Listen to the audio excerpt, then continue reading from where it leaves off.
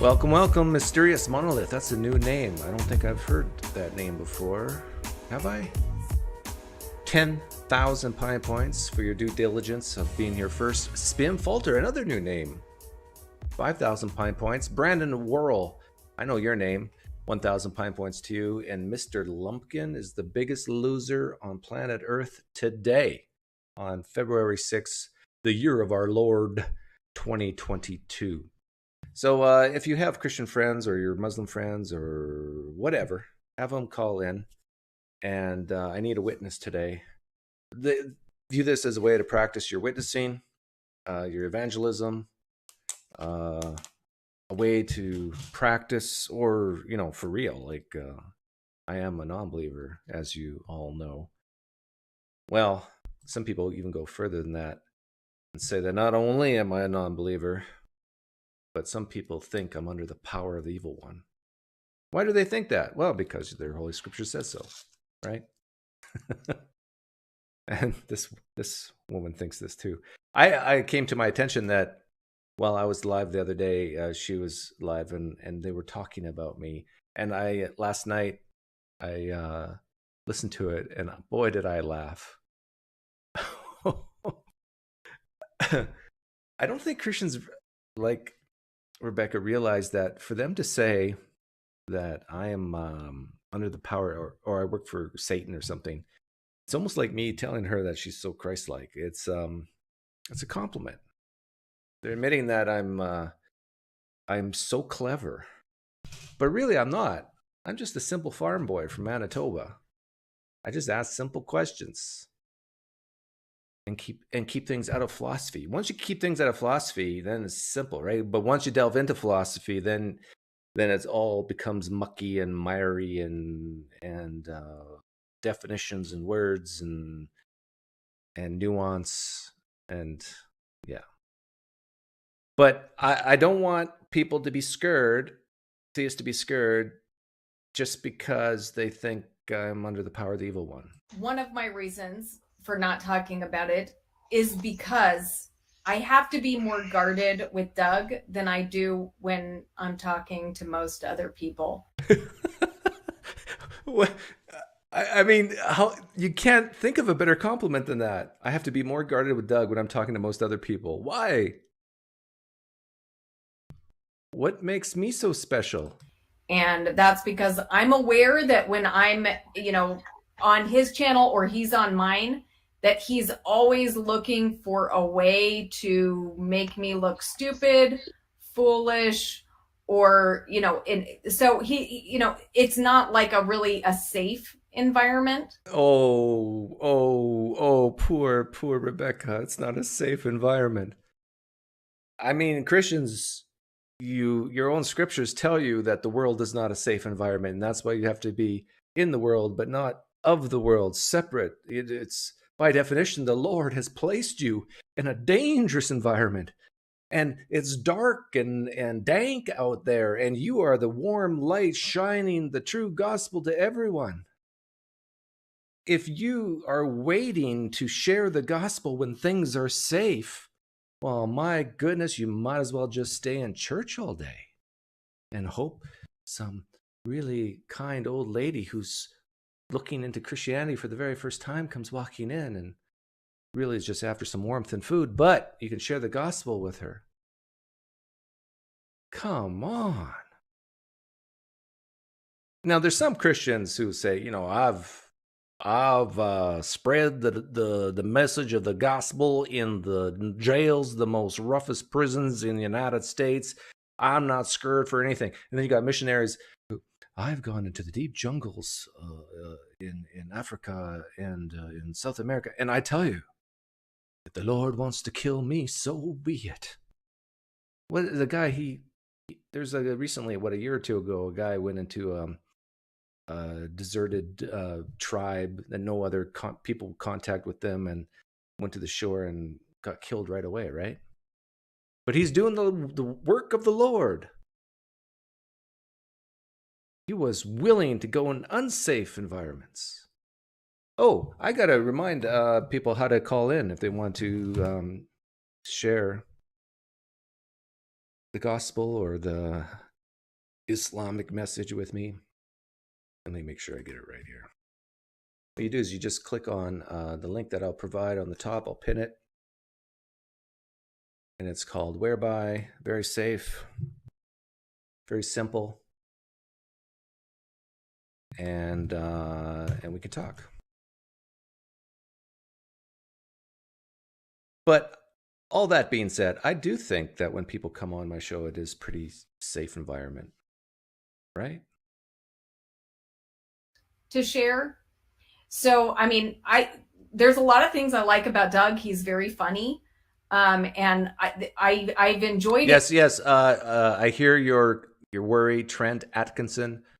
No. No CC. You mean Canadian Catholic? Yeah, Caption Christianity. If he wants to come in, he can. But he can't. He can't think that quickly on his feet to talk to me. Interacting with him on some level, but I do have to be more careful with him, and knowing that he will take whatever clip makes me the most foolish, and then make something out of it. Who cares?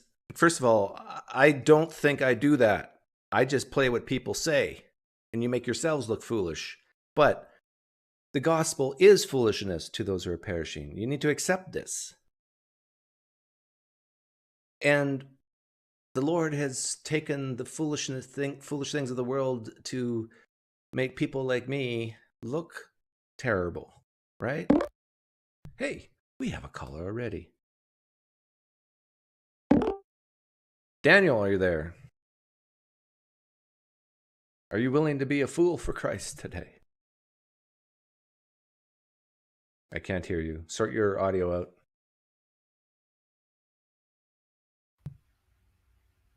Does that make sense? Yeah, can you hear me? Yeah. Okay. So she's talking to this guy named Seawolf. I think his name sounds sort of familiar to me. I got it. Now I understand the tones when I hit the button on my headset. Okay. Yeah, and that's fine. That's all your personal preference. I mean, Doug seems, I always give props to Doug in general because he's extremely diplomatic. He's obviously financially secure and does this on his own just to entertain himself and everyone else. But he does a great job of production, and the guy is super articulate and intelligent. I don't know if I would agree with all that. My production value is actually quite low compared to some other people. But anyhow, thank you, Seawolf. So it's entertaining, he's funny. So I get why he actually attracts believers and theists, right? But the problem is I don't attract them when it actually comes to them talking to me because they're scared they're going to look foolish. Because it's a great platform. So that next level that you just described to me about being wary, that's all you. I have no idea why you would be wary with Doug. It seems like he's pretty straightforward and just calls it as he sees it. Yes. But you don't think he takes clips of people at their worst and exploits them? At their worst, some people would say that's at their best. I'm trying to think of the worst clip I've ever done from other people's point of view. What's the worst? You guys remember? Oh, Daniel wants to try to get back in again. You there, Daniel? Keep trying. The Lord will provide. I don't think he exploits anyone. I think what he's doing is he's sharing what you say about your belief proposition. I mean, it's not like he splices them up and makes it say stupid shit that's totally obvious, right? He just true. Many times where I've made short clips, people have said, "Oh, this is out of context." Just because something's out of context doesn't make it wrong.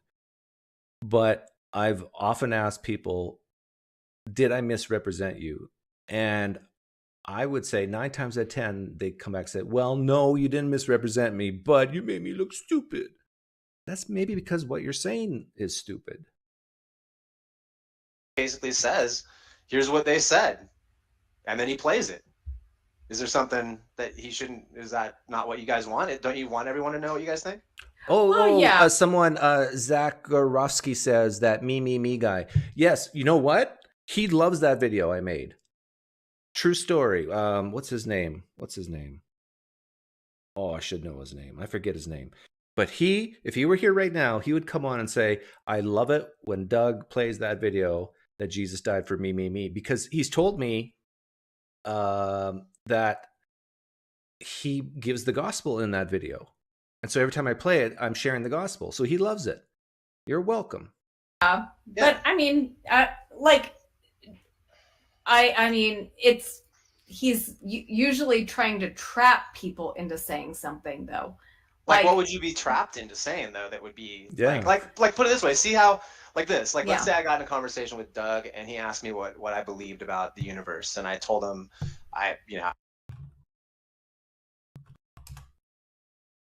Daniel, I still can't hear you if you're trying to get in. And why is this happening?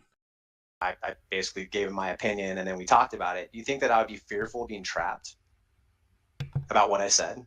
Yeah, Blake Giunta, Casey Randy, he's another person who I remember him telling me, if I come on your channel, you got to promise me you're not gonna make any short clips without my permission. And I did make short clip. I sent it to him. He said, yeah, go ahead. He actually found it funny, I think.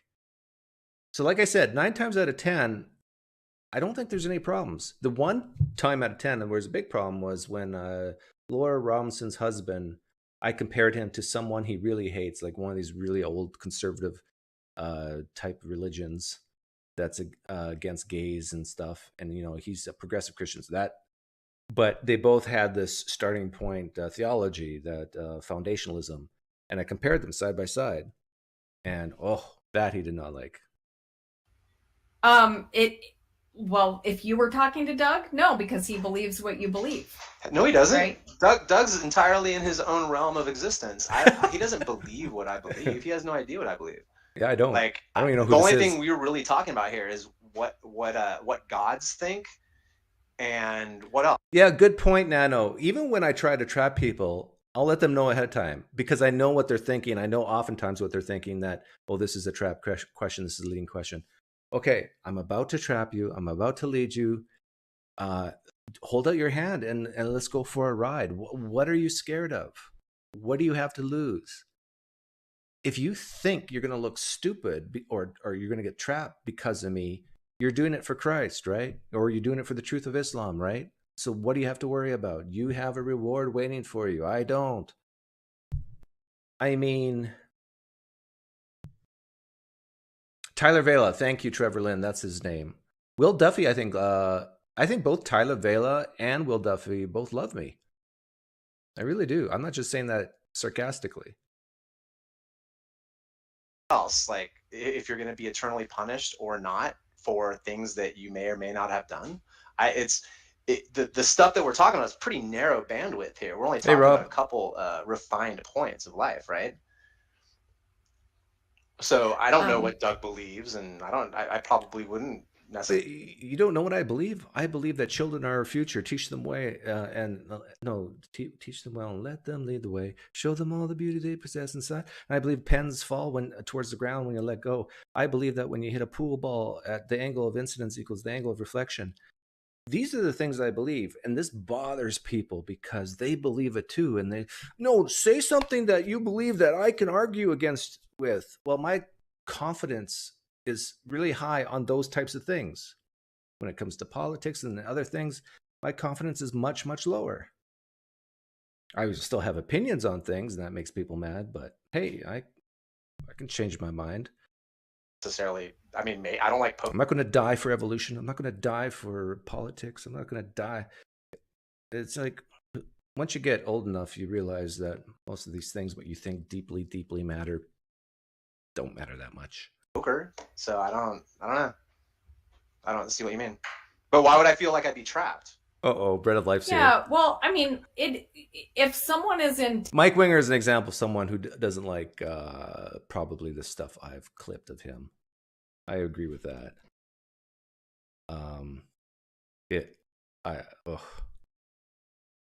My goodness, the defensiveness in that guy at times, not always. Intentionally trying to get you to contradict yourself, or intentionally asking you hard questions. Hard questions? What's the hardest question I've ever asked? They're only hard because I know the question that I'm asking is setting up cognitive dissonance against your Lord and Savior. That's all.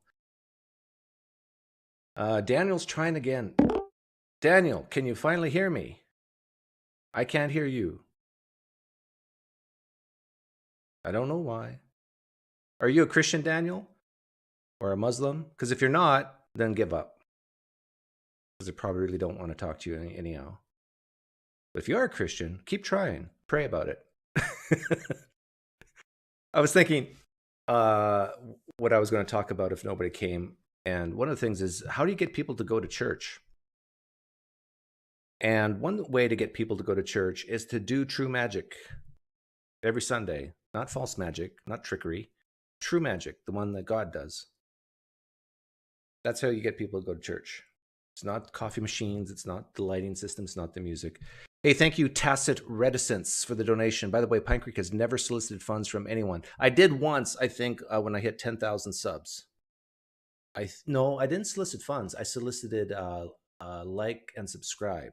Yeah, so maybe you're right. Maybe I've never solicited funds. I think you're right. If I have, it's maybe once or twice. You know, in expecting a quick reply, and if they have the intention of trying to destroy your faith, which is exactly what... Which is a good intention, right, Rebecca? If my goal is to destroy your faith, it's because I believe your faith is false. It's based on something false. So if I'm trying to have you not believe in a false and potentially harmful thing, then what I'm doing is good and noble, right? See, even that, if a Christian was on right now and said, you're a bad guy, Doug, because you're trying to destroy my faith. And if I was to say what I just said, well, maybe your faith is false, and maybe it's good that it's destroyed, that alone would throw people in a tizzy. You can't even entertain that idea that my faith is false, because I know it's true. Just like every false religion that you deem false, they know theirs is true, right? What, he is trying to do, then, it's a different situation. It's a situation you have to be a little bit careful with, right? Sure. And I mean, especially coming from your perspective, because you literally believe that there's some demonic, immaterial, supernatural force that's trying to trick us, right? Yes. And you believe in sincerity that Doug is somehow an embodiment of that figure, correct? I think he's working for him. Yeah, I do. Okay, so you really truly... That's so hilarious. I understand that. I often look in the corner and I have conversations with Satan. But to think that there's people on planet Earth who think that's true, that this is more than a joke, is mind-boggling to me. And Rebecca, you're not the only one. Like people like Braxton Hunter, Jonathan Pritchard, they've said, I think, on their channel something similar. Oh, Doug doesn't realize he's speaking more of the truth than he lets on, like he is under the power of the evil one and an agent for Satan. I mean, the thing is, if you read about Satan in the Bible, he's a pretty good guy. The only time he really hurt people was when God, Yahweh, dared him to mess with Job's family. And a lot of Christians don't think that story is even historical. So, I mean, if it wasn't for Satan, one could argue that Jesus couldn't come to sacrifice himself on the cross. If you ask Orthodox Jews, the Satan is a messenger for God. I mean, Satan is not a bad guy. All those verses that say that Satan is a liar, give me an example of Satan lying in the Bible. People often go to Genesis 1 or 2, whatever, and say, when he was talking to Eve. But he told her the truth, that you will not die immediately. You will not surely die, making it sound like on the spot. Find me a place in the Bible where the devil, Satan, actually lied. Even his conversations with Jesus on the mountain, he didn't lie. So whenever you call me an agent of Satan, you're giving me a compliment. God has killed way more babies than Satan has. God has killed way more toddlers than Satan has. God has commanded the death of women, children, animals way more than Satan has. In fact, I don't see any record of Satan doing any of that stuff. I mean, seriously, your view of Satan is completely backwards. If you say Satan's the author of lies, well, would there be lies if God never created? No. Your God is the author of lies because he created in the first place, knowing what would happen. The thing is, everything I'm saying makes perfect sense to people like Rebecca.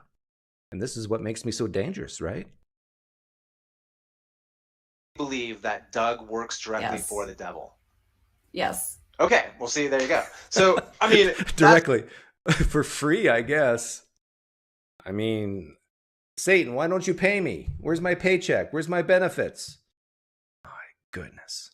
It's fine. That's why you would probably be a little bit wary. I at least want like a W-9 at the end of the year. Even if you don't pay me, like, no, then I have to pay tax on it. No, forget that. Yeah, let's keep this off the books, just between you and me, okay, Satan? Seems like there's Christians shivering right now. He's talking to Satan. He's talking to Satan. Of sharing things with Doug, then see what I mean? And so I don't hold it against him. I understand. Like, I've heard his story. I understand where he's coming from, and so, like I said, this has nothing to do with me not liking Doug, but it is. Well, if I'm a direct agent for Satan, and there's a part of you who likes me, isn't there a part of you who likes Satan because I'm his representative? You don't want to go there. See, again, I just trapped you. I mean, you got to stop this cleverness, Doug. It is about, But you really think that he's going to, like, tell, like, do you think he's going to tell the devil something? Or do you think he's going to, like, tell God something about you? Or do you think he's going to, like, this is so like good. Do something that everyone's going to, like, all of a sudden, we're going to all rejudge Doug and how badass and straightforward of a guy he is and pretty honest and upfront in general. And then all of a sudden change our minds because of something he said about you. Like, we're going to all of a sudden catch him in some wrong-handed maneuver about what you actually believe or say. I mean, I'm just trying to figure out how much value that claim even has to say that he's an embodiment of Satan. Like, what's the outcome of that? What are you scared? Are you gonna see him in your house, or like what's going on? Well, because I'd be free. Like, what's the worst that can happen? And I think that's what Seawolf is getting at. And I think she's already said it. The worst that could happen is she looks foolish. But yet, you're commanded, I think, in a way, at least, to look foolish for Christ's sake in the world. Be ye trapped for Jesus. Be ye a fool for Christ's sake. And I think a lot of times Christians don't want to come on this channel because I will ask questions that they haven't either thought about it. And if that's the case, if they haven't thought about these questions, Christians, Muslims, all you have to do is say, I've never thought about that before. Let me think about it and get back to you. I think that's happened once or twice. And I say, great answer. I love that answer. Let's move on. But no, they feel the need and the desire to bloviate their way out of what they perceive some type of cleverness trap. When really they could just say, I don't know. But Christians, especially apologists, they can't do that. It's so difficult for them to say, I don't know, because they're a representative of God. Thanks for the donation, Mysterious Monolith. Yeah, you're number one here. PineCreek, the likable agent of Satan. Yeah, see, this is what causes, this is the beauty of talking to Satan in the corner. Because people like Rebecca do like me. They do see either I'm a humorous guy or deep down that I'm actually would never hurt a soul. I lean pacifistic, by the way, in case you didn't know that. And I'm a great father. If I do say so myself. I got all the lovely Christmas cards and birthday cards to prove it. And so it causes this huge cognitive dissonance in your brain. Like, Rebecca, your brain is gas powered and you need oil in order to keep everything lubed up there. And every time you talk to a guy like me, we smell that burnt oil, the friction grinding, because you see this nice guy, and then yet you think I'm working for Satan, which you think is one of the worst entities on planet Earth, if not the worst. So your brain goes, this does not compute, does not compute. It's almost akin to a serial killer saving your own child's life. Like, what's going on? Freaked out as shit. If I thought someone was truly an embodiment of the devil, I'd be like looking behind me all the time. Yeah. I don't understand Seawolf here. Does, like, even if the devil's real, like, do we have any evidence he hurts people? Except for Job's family. I'll give you that. But again, it was a dare. He was forced into it by God. Well, what I mean by that is, what is Satan out to do? He's out to destroy people, right? Well, what do you mean he's out to destroy people? That's just what the Bible says. But do you have any evidence of that in real life? How do you know it's people not destroying themselves? Out to destroy their faith. And what's so bad about destroying one's faith? You know, here we're getting to the crux of it all, right? Who cares if your faith is destroyed? What, you're just going to cry in your room for a couple hours? What's the worst that can happen even there, especially for you who doesn't believe in eternal conscious torment? But it means a lot to me, Doug. Okay, it means a lot to you. You'll cry for a little bit. It's just like losing, you're dating a guy for a while and then you break up. Yeah, it's hard for a little while, but you'll get over it. You'll find a replacement for Jesus. Nobody can replace Jesus. Well, you probably said that about a past boyfriend too. He was so perfect for me, but he never returned my texts. I mean, I texted him every 5 minutes. Why isn't he not replying? Oh, it sounds a little bit like prayer, right? And to deceive and to trap and to trick. And he's cruel. Cruel? And so, as much as I like aspects of Doug's personality, I do see him being cruel. And I see him doing all of the works that I would ascribe to the devil. So all the works that you would ascribe to the devil? I've never killed anyone. Daniel, did you try the gearbox? I can't hear you. Say something. Still can't hear you.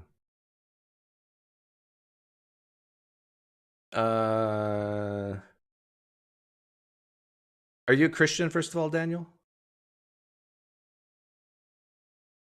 Christian, Muslim, atheist? None of the above? Let me know. that's what I meant when I said that. Yeah. So you basically just said the same thing.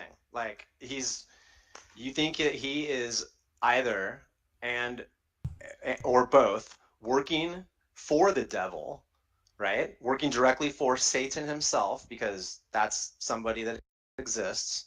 And you think that he could somehow cause you emotional harm by speaking with him on certain levels.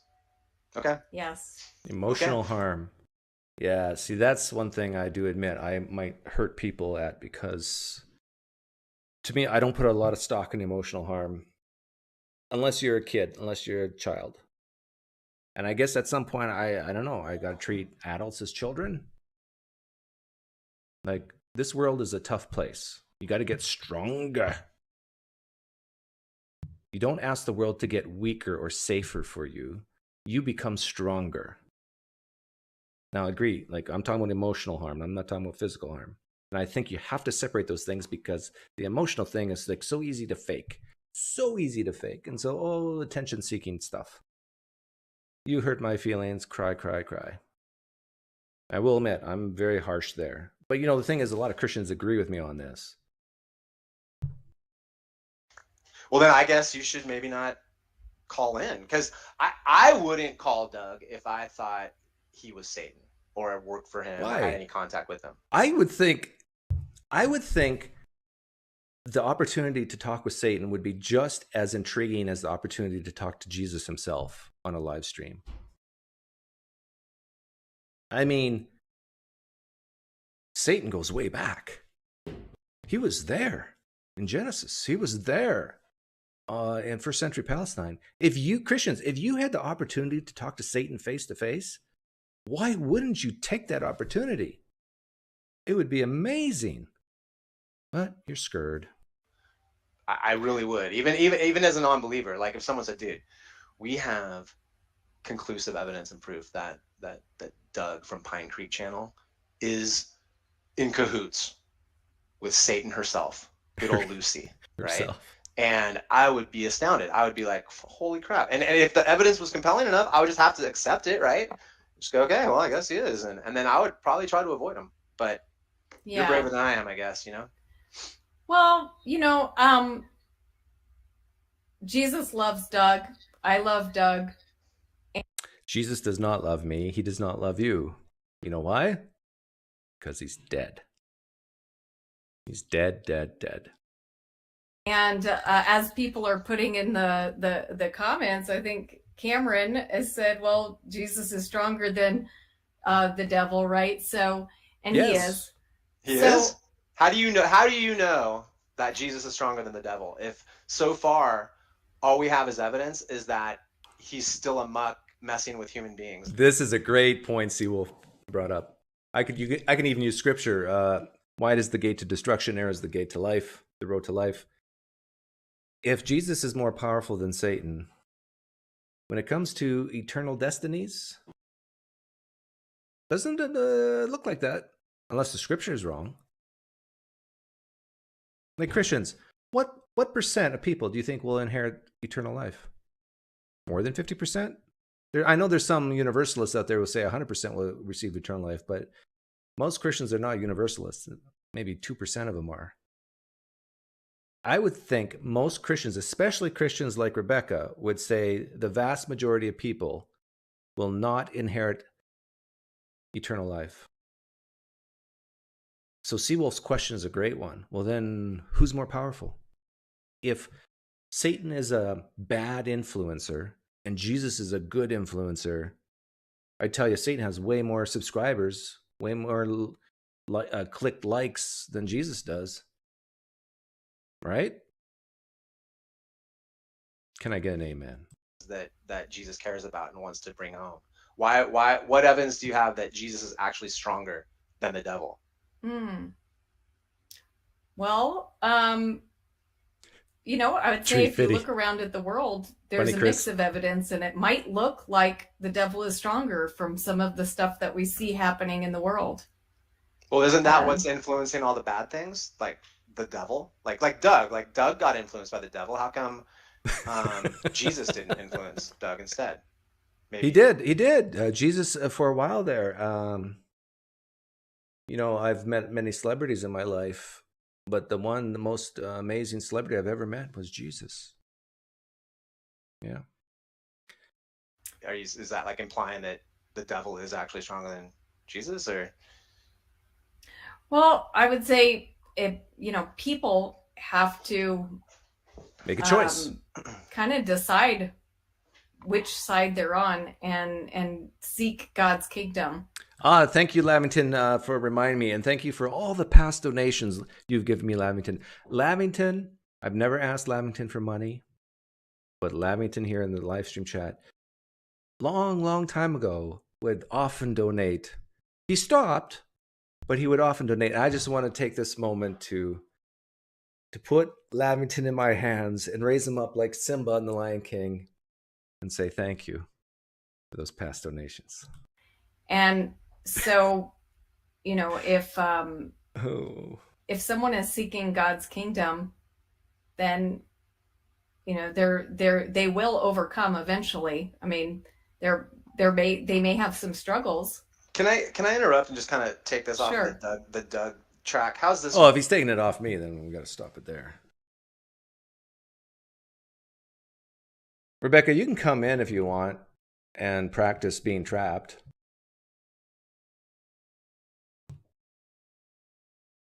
My goodness.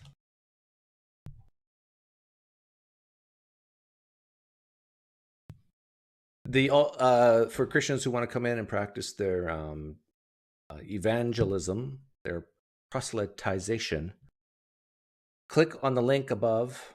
Daniel's been trying, but I guess Satan does not want him to enter.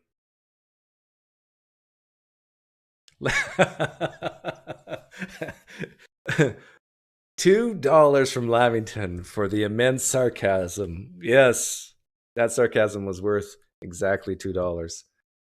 Thank you, Lavington. Oh, you're wonderful. Wonderful man. Wonderful man you are.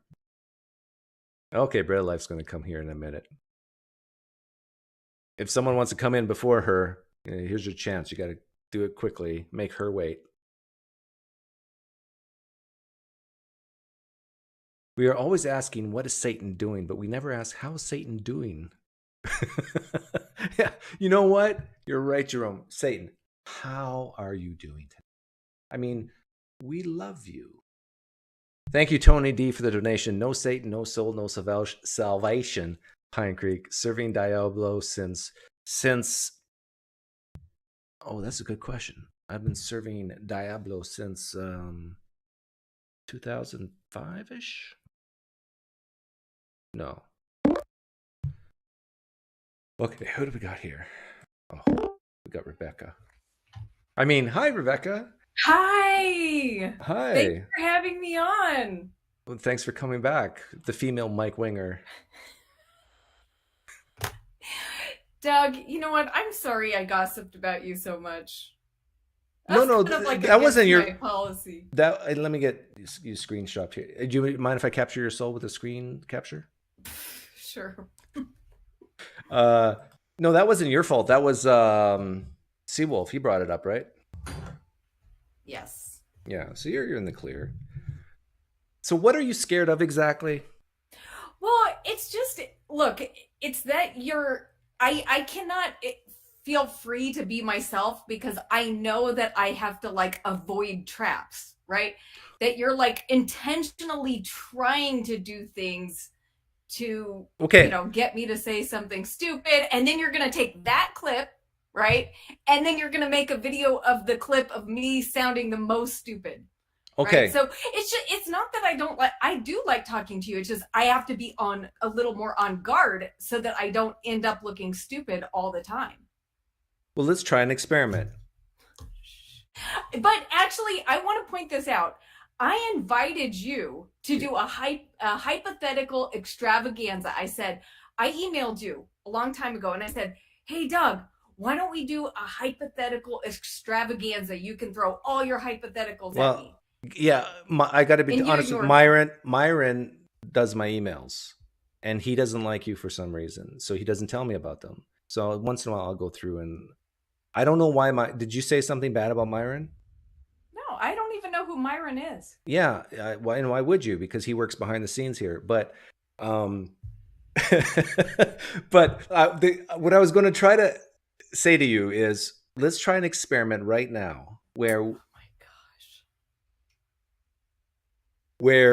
you just, every defense mechanism you have, every barrier you have, let's just obliterate it. And I'm not, seriously, if you could see inside my brain right now, I have nothing planned. I don't. This was a spare impromptu live stream. I have no questions set up to ask you at all. Let's just have a conversation as two human beings without any defenses. Well, I can't magically have no defenses, but look, your audience has been like vehemently defending you. Every time I've said something like, oh, Doug is trying to trap, or Doug, they're doing it just for the money. They get paid. Myron pays them off. So maybe I've misjudged you. I don't know. But I mean, I've seen you tear some people up. Like who? In a pretty mean way. So like who? Please, you gotta give me examples. Otherwise, it's really hard for me to just take hearing that. Like, you might be right, but who? Have you seen me Okay. tear up in a cruel way? Hold on. I saw something with you the other day. Um, well, again, it was from Capturing Christianity. Okay, I did one recently where I very, very briefly listened to him and Habermas. So I never even got into that one. Which one are you thinking of? I don't know, Doug. I mean, look, I'll have to go back. I can go back and look at some of your videos and tell you. Like, But I'll be very honest. Like, yeah. for example, let me critique myself. I did a video recently on Trenhorn, and Trenhorn Okay. said something, and I said the word stupid 5 times in relation to what Trenhorn said. Now, I wasn't calling him stupid, but I'm saying what you said here, in my opinion, is stupid, stupid, stupid, stupid. I said something like that. Now, Okay. some people will hear that and say Doug is being cruel, but I view it as being very honest and open and straightforward with how badly I think I disagreed with him. Like, what he said was bad. Yeah. It was something about if you don't believe the miracles in the Bible. See, even if I explain it now, Christians will say I'm strawmanning that whole thing, but it had something to do with rejecting all of ancient history if you reject the Bible as a reliable source. And that's just in my opinion, a stupid thing to say, because we don't believe everything in ancient history. We Yeah. believe some things and we don't believe other things. And same thing goes with the Bible. Okay. So I Well, it's possible I've misjudged you about being cruel, I think but again, to critique myself, I'm not a very compassionate person, but I don't think I'm a cruel person either. So I'm pretty much flatlined. I it's very where I'll be very ecstatic and loving to someone, and it's very rare when I'll like just go for the jugular. Most times I'll let just people talk. yeah. Okay. So, what did you want to talk about? You said we're going to have a conversation. Well, the topic of this was, can I get a witness? Meaning, if you were to see me on the street, how would you witness to me? Let's say I don't know, we're on a public transit together and we're sitting next to each other, and I broach the topic of religion just out of the blue. How would you witness to me? I would probably just start by asking what you believe. What do you believe, Doug? Um, I believe that when you drop things, they fall towards the ground. I believe in a lot of natural things like that. And I know you're laughing, but No, it sounds like you're being careful not to be no, trapped. You no, don't no, want to no. make. If you, if But you, I'm not trying to trap you. That's the thing. I am only listening no, to no, you. no. I don't care. You could make the most wild claim. I You love could say it. I believe. Yeah. Your defenses are down. I can tell. This is good. If you were to watch the thousands and thousands of hours of content I have, and when I'm asked that question, I always answer the same way. And it's very frustrating, I think, for some people, because they want me to make some amazing, high confidence claim about reality. And I just don't do it. Not because I'm being Yeah. careful, but because I'm being honest. I mean, I seriously, there's so many things about reality that we don't understand. The more we investigate, the more we realize we don't know. And I'm totally comfortable saying I don't know on many things. And so the high confidence stuff, they tend to be very naturalistic things that you and I would agree on together. So it Mhm. becomes a very boring conversation. Now, if you were to ask me specific questions like, do you believe Jesus Christ rose from the dead? I can answer that quickly and say no. Mhm. So anyhow, so continue on. We're sitting on a bus, and you ask me what do I believe, and I make an answer about I believe this pen will fall if I let go. Where would you go from there? That would be the end of the conversation. I'd say, okay, like, have a nice day. Okay, then I would say to you, may I ask why you asked me that question? Say, oh, I was just curious. Okay, it sounds like you were. I brought up religion earlier, and it sounds like you asked me that in regards to religion. So maybe I should give a better answer to that. I don't believe all that. I believe all religions on planet Earth are false. Is that a better Mm. answer to your question? Yeah. Wow. Why do you believe that? Because I don't believe I believe that the evidence is insufficient for at least the religions that I've looked into. The core propositions are false. Some things could be true about them, of course. But for example, with Christianity, the core proposition is that a man said, "Hey, everyone, I'm God in flesh," and he died, and he's predicted he would rise from that again, showing that he is indeed God in some way, and in a way to forgive the sins of the world. I don't believe that happened in history. And I believe the evidence for that is not even close to being sufficient. Okay. Have a nice day. Would you seriously just run off that quickly? No, you wouldn't. You know what? It's hard to say because that is not a typical response. So It's not? What do most people typically say? Who don't believe? It varies greatly on the environment. So, I mean, in the Muslim majority countries I've lived in, like most people believe in God. And even the people who say they're atheists are kind of like soft atheists, where they still have a somewhat of a belief in a higher power. But it depends what. Yeah, I guess it depends what they mean by higher power, right? And well, what they like in Turkey, for example, there's a lot of people who would call themselves atheists, but when you ask them what they really mean is they're not Muslim, but they still believe in God. So it's kind of odd. I mean, actually, I can't speak, of course, for the whole population, but I'm just saying in general, like that's like very typical is like the difference between what people mean when they say they're an atheist in America is not the same as what people mean in some other places. Hey, just quickly, Danny says something in the live stream chat that you've been excommunicated by the YouTube Christian community. Is that true? I don't know. I mean, well, let me read what he said. They made some stuff. There's a couple people that made videos about me, but that's not the whole Christian community. Okay. Well, but I'm sure there's a lot of Christians who would not approve of me for, yeah, because you're talking to me. Well, I don't think they would disapprove of me talking to you. Some of them do would. You? Well, I watched a little longer on your video, and you had that guy named Sal. Yeah. Oh yeah, he does not like me. Mm-hmm. I think if he were here, he would say you shouldn't give Doug 10 seconds of your time. That's a guess, but he might say 10 seconds okay, but no more.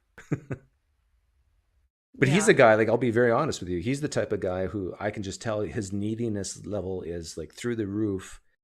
He's had some personal experience, and if you cause doubt in his belief system, his whole world crumbles. Like, I really get that impression with him. But with you, I think there's more hope. I think you someday could leave Christianity and you would still be a fairly okay person. I think you underestimate my neediness. I underestimate it? I'm just joking. What did Danny say about the Christian community? That some people, it seems like, are basically excommunicating you because I think probably because you do talk to atheists a lot, which is rare, and what I like about you, and probably because of your views on hell. I wouldn't be surprised if that's an issue. Now, see, I just feel like if more Christians actually listened to the arguments against hell, they would realize the truth about it. But with regard to the Christian community, I don't care. Like, I don't care if every Christian hates me. I'm not here for Christians. I'm here for people who need Jesus. So whatever the Christians think, that's it's interesting. It's interesting to me that you say you don't care about what the other Christians think of you or something like that, but you do care about me working for Satan, and like it seems like you care more about me than you do me, atheist YouTuber, than Christian YouTubers. Well, it's not that I love them any Is it less. the shirt? No, it's not that I love them any less. It's just that I'm not here for Christians. Like I'm not Right. like I don't They're I'm already not safe, trying so to why bother with reach them? them. I get Exactly. it. Yeah. Yes. Which is bringing it back to the bus. That's why I was shocked that you would say, well, have a nice day. Because if you care so deeply about my soul, my eternal destiny, you would Yeah. think that you would keep trying. Yeah. But here's the thing, Doug. I've been doing evangelism for a long time. And so I don't like to waste my time with people who are immovable. Like I'm not it would be immovable. clear. I want to be clear. I'm not immovable. Right? Really? Yes. Really? Yes. And okay, defenses down. My defenses are right down. Okay. Your defenses are down. I'm telling you the truth. All you have to do is show me something real and demonstrable that would totally change my paradigm. And you know what I'm going to say, right? You're going to get out your tissue. Yeah. And I already told you the problem with that. What's the problem with that? Well, the problem with that is that you're making a demand from the boss. Okay. It's not. No. No. No. All I'm saying is if the boss wants me to believe in him, if he exists, this is what I, in all humility, ask for. If this God doesn't want to do it, fine. Doesn't want to do it. But there are many, to me, it seems like a hypocrisy in a way, because there's Christians who will ask things of God all the time that they believe are sincere, true, good things that God would want, like saving a loved one from a sickness.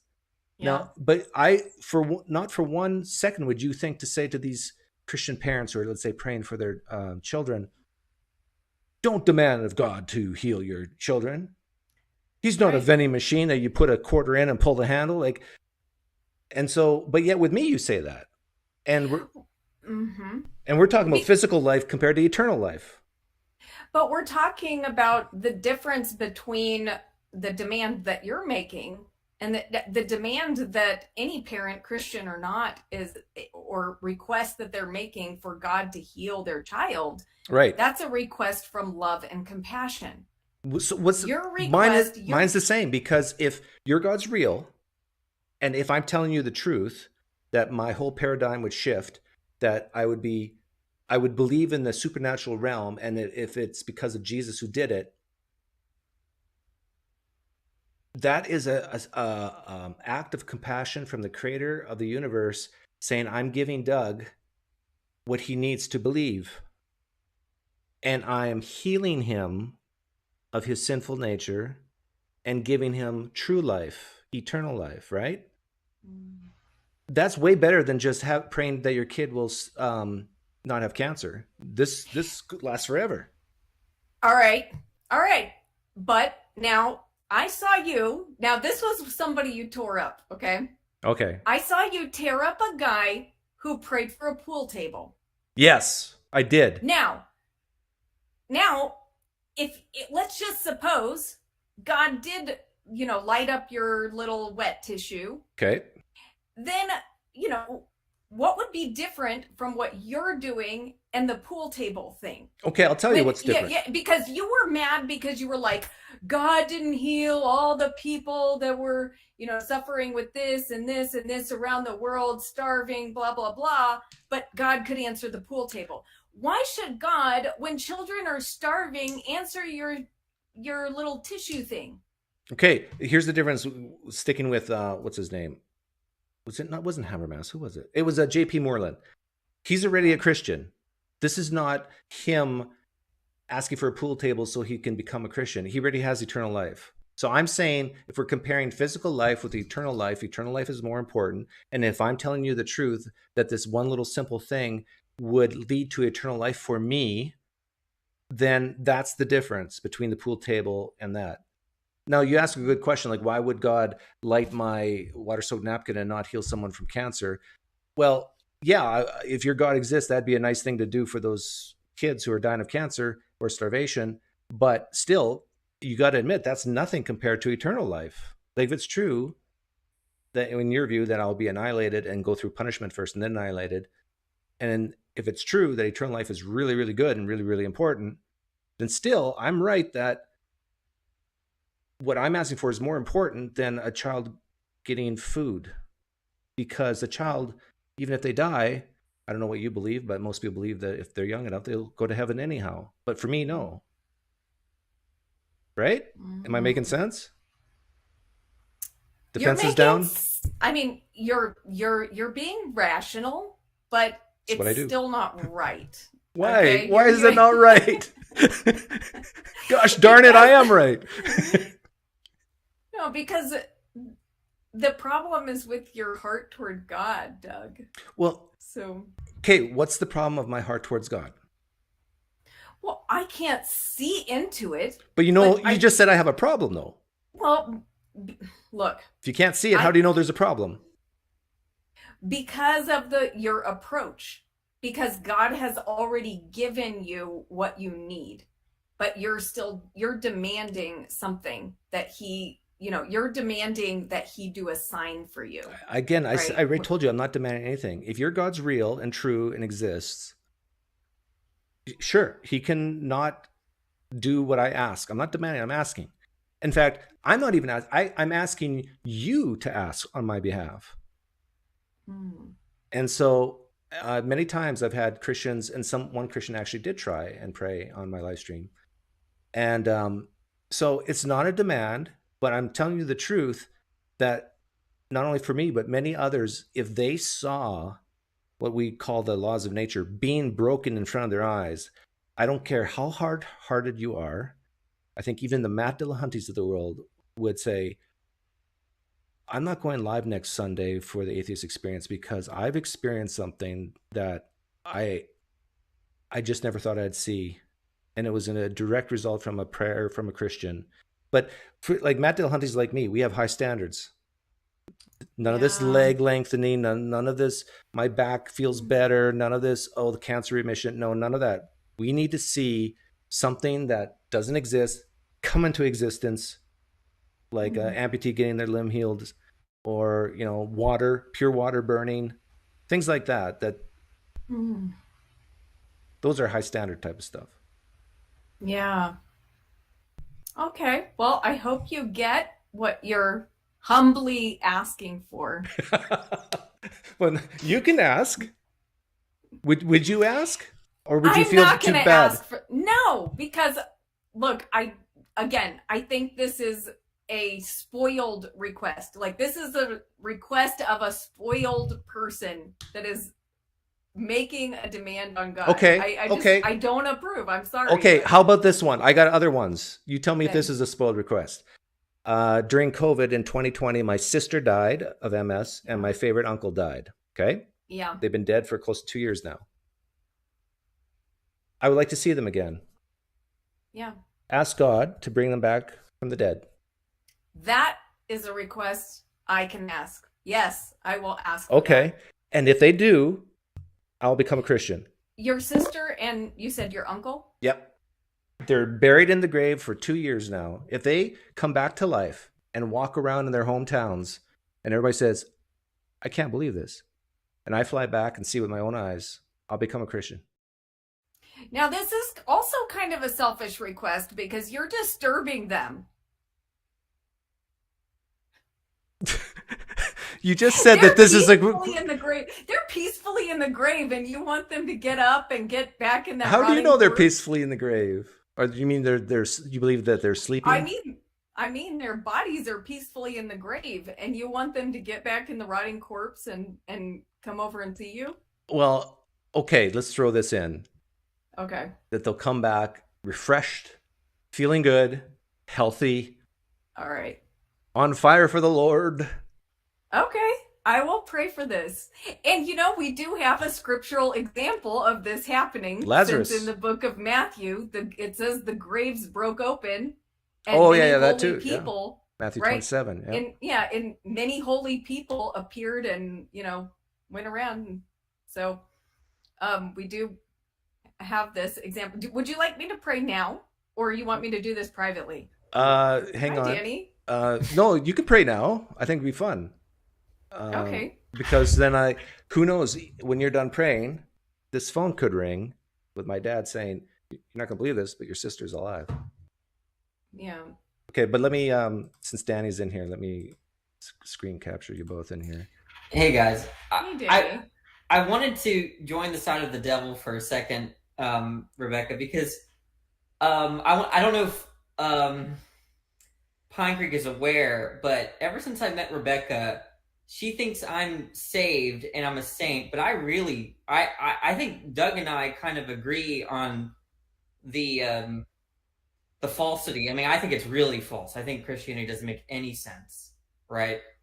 And I guess the difference is that I don't think I bother you about it as much. Like when you and I talk, either in a public sphere or in a private sphere, when I hear stuff that I disagree with, I just don't really bother you about it. I don't like to bother people about it. Doug might like to bother people about it, and I think that's like the only difference. But I just kind of want to get this straight. Why is it that you see me as a saint and you see PineCreek as the devil when we have like the same views about how the craziness of Christianity? Because you're cuter than me, that's why, Danny.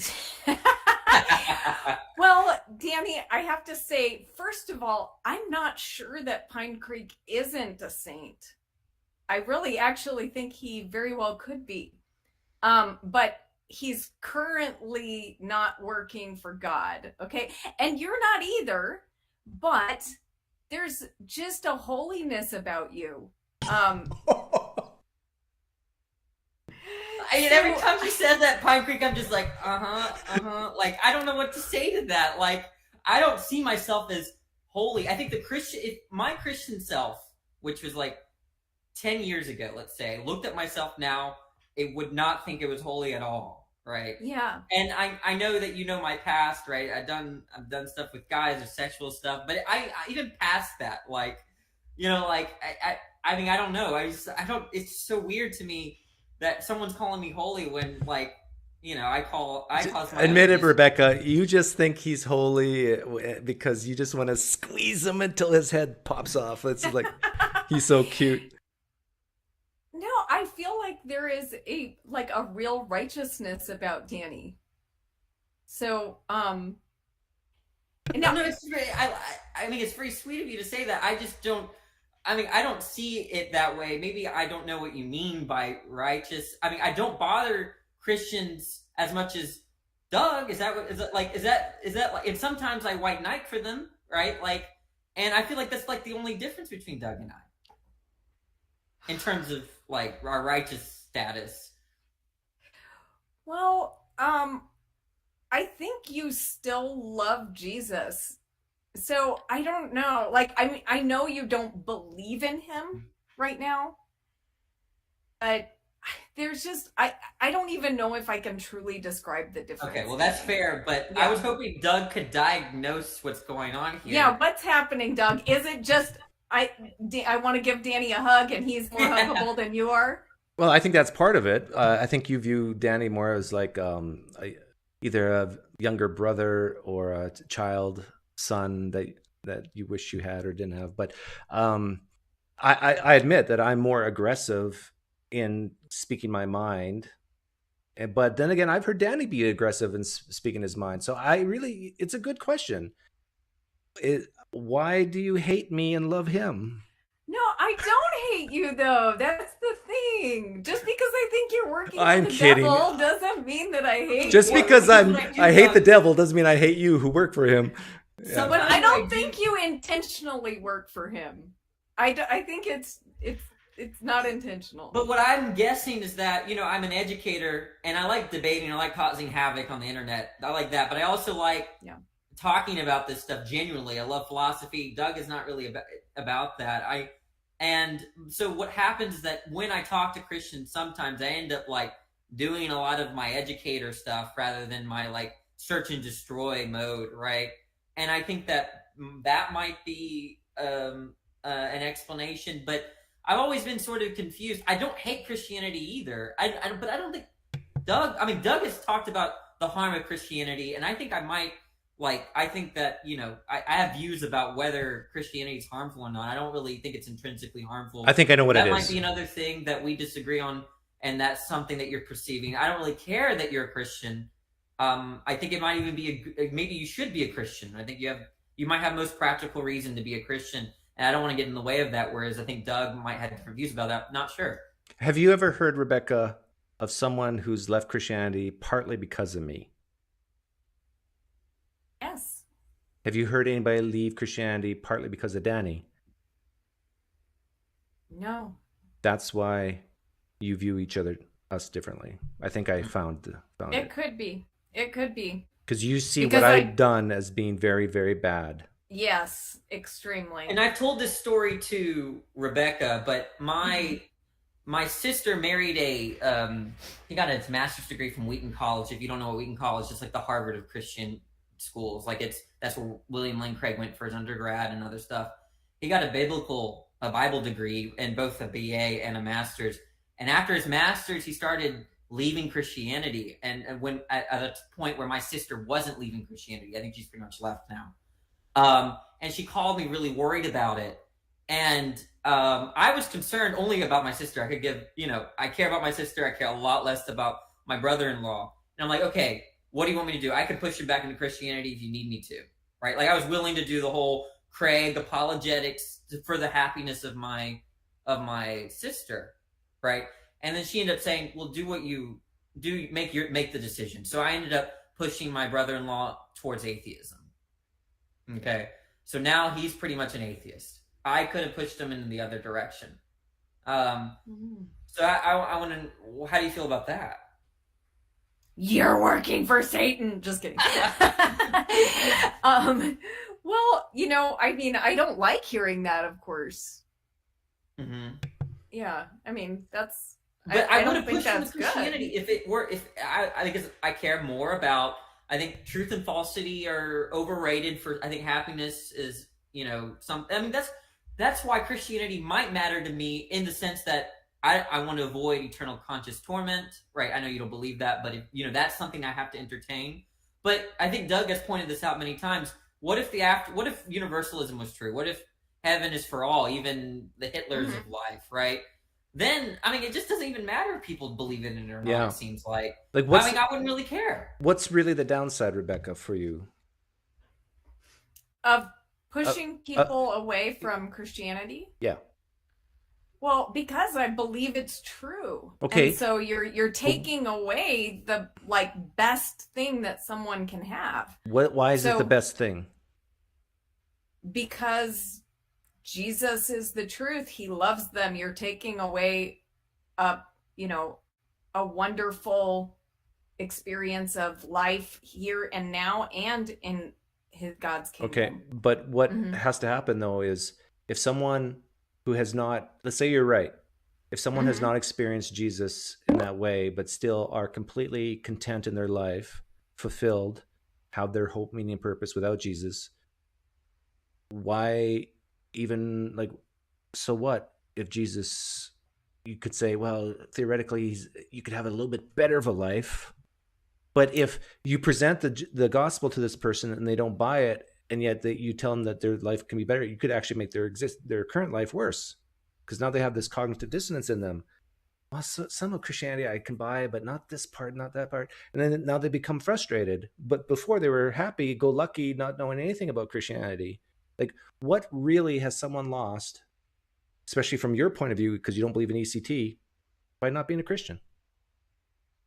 Yeah, well, I mean, I wouldn't want to take away anyone's freedom to choose how they want to live. And if they're happier living without God, then, that's their option. So well, I said Jesus, not God, but there is a distinction there. They're equal. For Christians, yes. Some Christians, yes, but not for there's many happy Muslims, right? Yeah. They don't believe Jesus is God. I would love to have a long conversation about that, because you're right, they don't believe Jesus is God, but that doesn't mean they're not in contact with Jesus. If they are worshiping God, the creator, they are in contact with Jesus, even if they don't realize that's who he is. Maybe I'm in contact with Jesus just by working for Satan and I don't realize it. right? You could take that further. Well, You're the muted, Danny. Muslims, well, that's a different being. You're not worshiping the creator, right? Someone has a You're question trying for to you. stop people from worshiping the creator. This is God, but that doesn't. This is my friend Mozzarella Cheese, Colby. Yeah, let me figure out how to turn on my camera. Yeah, don't worry about it. Just stay with the way you are. Because then, Okay. yeah. But he's another cute guy. You just got to take my word for it. Yeah, I gotta let everyone see my wonderful face. It won't let me. No, you can. Go ahead. Okay, hold up. Let me. But he has a question for you, Rebecca. So Yeah, Oh, so okay. while I try to figure out my camera, I am mozzarella. Let's just go with that. Okay. And I was kind of curious, like, why you view Doug different than Danny, and I think Doug mentioned that he leads more people away than Danny does, or Doug did, but like because in my experience, right, the people I've talked to, most of the people who've walked away from Christianity have done it, in my experience at least, for apologetics reasons, basically, right? Like they disagree with your takes on a lot of the apologetic issues.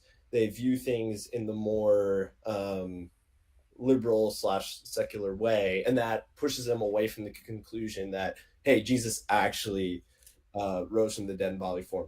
And my question is, like, if Danny and Doug are both pointing people towards that evidence, and Danny, I don't know how active you are in doing this, so maybe you don't, right? But like, if Doug's just the messenger for those ideas, like, shouldn't it be up to, like why do you hate or not hate, but like, why do you have yeah, because they're making up their own choices in right, the end, right? that's my question. Like, why hate Doug for just exposing people to that information is basically my question. Yeah, again, I don't hate Doug. I Yeah, like yeah, Doug sorry. actually. A I just, I think, and it's not about exposing people to ideas. Yeah. I mean, like I do that, I let Yeah. people come on and say all kinds of stuff on my channel. I'm exposing Christians to ideas that, might, they might not appreciate hearing or something. But I mean, because Doug is out to destroy people's faith. And so I think of faith as a great thing. It's, the Bible says it's of greater worth than gold. But Rebecca, you've So- heard me say to people, stay a Christian before, right? I've said that on my channel. I mean, you said that to me, right? And let me be fair to Rebecca. I remember when we first met, I didn't like Doug, and I did tell her, and I do agree that I did say something like that it just seems like Doug is after one's faith, whereas I really don't care. So I did say that. We agreed on that. But after getting to know Doug, it seems like that's still, I mean, like, you do talk about the harm in Christianity, it seems like, more than the benefits of it, although you recognize the benefits of it. So that might come into play, maybe, because I remember I complaining about PineCreek in front of Rebecca multiple times in my early days of when PineCreek versus Danny World War III was on, right? But so there was that. Let me be fair to Rebecca, but I don't know, like, maybe that's something to consider. Yeah, it's just like, it's like political discourse, right? It's very similar. Like, I feel like people who have the best political opinions know the ins and outs and best arguments from both sides. I feel like a lot of Christian apologists and a lot of atheist apologists, right, in air quotes, are great at strawmanning the other side. And me personally, like, I knew all those strawman answers and I could dismantle them very easily. But when I started listening to the steelman perspectives of agnosticism, atheism, like, then they made a little more sense, and I could really evaluate, like, actually where that perspective is coming from. And that's what I think Doug does a really good job at. Like, he'll have either agnostics or atheists come in, and he will steelman Christianity, like, to the best of his ability. And I think that's something, just like in our in American culture and in the world, like we need to do a better job at is steel manning other sides, because that's where we get the best sort of opinions to be successful. I don't know. Do you disagree with that? I mean, I don't disagree with that. I think that's great. And, you know, so if that is what, you know, what you've seen Doug doing, then cool. And like I said, Doug's audience, if I've even said that Doug has been cruel to people, everybody jumps on me. No, Doug is never cruel. No, Doug is never. Cool. He is a double-edged sword. He will slice you down and like cut away your beliefs, right? But Well, I wanted to say something. I think I've told Rebecca. I think I've told Rebecca this, and if I haven't, then I wish to. I think Christians underestimate Satan like crazy. Okay, I mean, everyone, you know, they might see someone do something horrible and then say, "Well, there's Satan there." But if I were Satan, I would be charismatic. I would be someone like me in the sense that, oh, I'm your friend. You know, I'm not against what you believe. Like, let's be friends. You know, I wouldn't be so conspicuous, right? I would get underneath the enemy lines, right? And so I think that was another thing that was sort of that bothers me about certain Christians is that they only point the obvious instances of evil, where even a secularist or an atheist would say, yeah, that's evil, as like, oh, there's a demon, there's Satan, right? But really, if I were Satan, I wouldn't be so conspicuous. I would be very sly about, like, I would be more someone like, not as, because Doug has expressed his views very clearly. Christianity is no good. Whereas I'm just like, yeah, whatever, you know, like, whatever, you know, like, I just feel like if Satan was in the room, it'd be more likely me, right? Like, he'd be smart. So I need to watch out more for you, Danny? Is that what you're saying? You're not really my friend? You're not really my friend? I am your friend, but it's exactly what Satan would say, right? Rebecca, let me tell you why I am so transparent. It stems to my street epistemology days when I was doing strict street epistemology, and people were making the accusation that you're disingenuous, you're not letting people know where you're coming from, you're not letting people know you're an atheist, you're trying to shake people out of their faith, yet you're not being fully transparent. So I listened to that accusation and I did a complete 180. And now I am so transparent that I get flack because I let people know, hey, I'm an atheist. I'm going to try to get you to doubt Christianity. Is that okay? And many times I'll ask their permission. Is that okay if I get you to doubt? And most of the time they say, sure. But other Christians listen in and they hear it like you do and think, this is terrible. Like, how, like, he's letting it out there into the ether that this is his motive and goals. And I do think some versions of Christianity are downright dangerous, and we need to destroy it. Like versions like where parents kill their children by not bringing them to the doctor, which happens. It's rare in the United States, but it does still happen. I think we're agreed that that form of Christianity should be destroyed, right? Yeah, right? I mean, not their Christianity, though. That practice, that way of, you know, that part of their Christianity. Well, but that's so deep, that form of Christianity is so deep in their soul that you can't separate it. Yeah. I don't know. Guys, you I'm don't think so you can be sorry. reformed? I have to go. I got to take my son somewhere. Okay. Thank Bye, you Rebecca. so much. Appreciate you guys. See ya. But to continue before I leave PineCreek, you know, I told you the other time I was here, I started hanging out with these group of Christians on Discord, and like every night, right? Yeah. And they banned me yesterday, and out of nowhere, and the two owners can't explain why. It was for two reasons. Number one, I called some guy cute, which was a no-go, right? And then the second thing was that I sowed chaos, and I was talking about the Trinity and like how it didn't make any sense and stuff like that. And so I'm no longer part of that group. They just what group was it? This was the Just Pray Discord server, Just Pray NYC Discord server. You know, the guy that I had mentioned, that you talked to very briefly. Do I have to say the black guy with the the New York accent?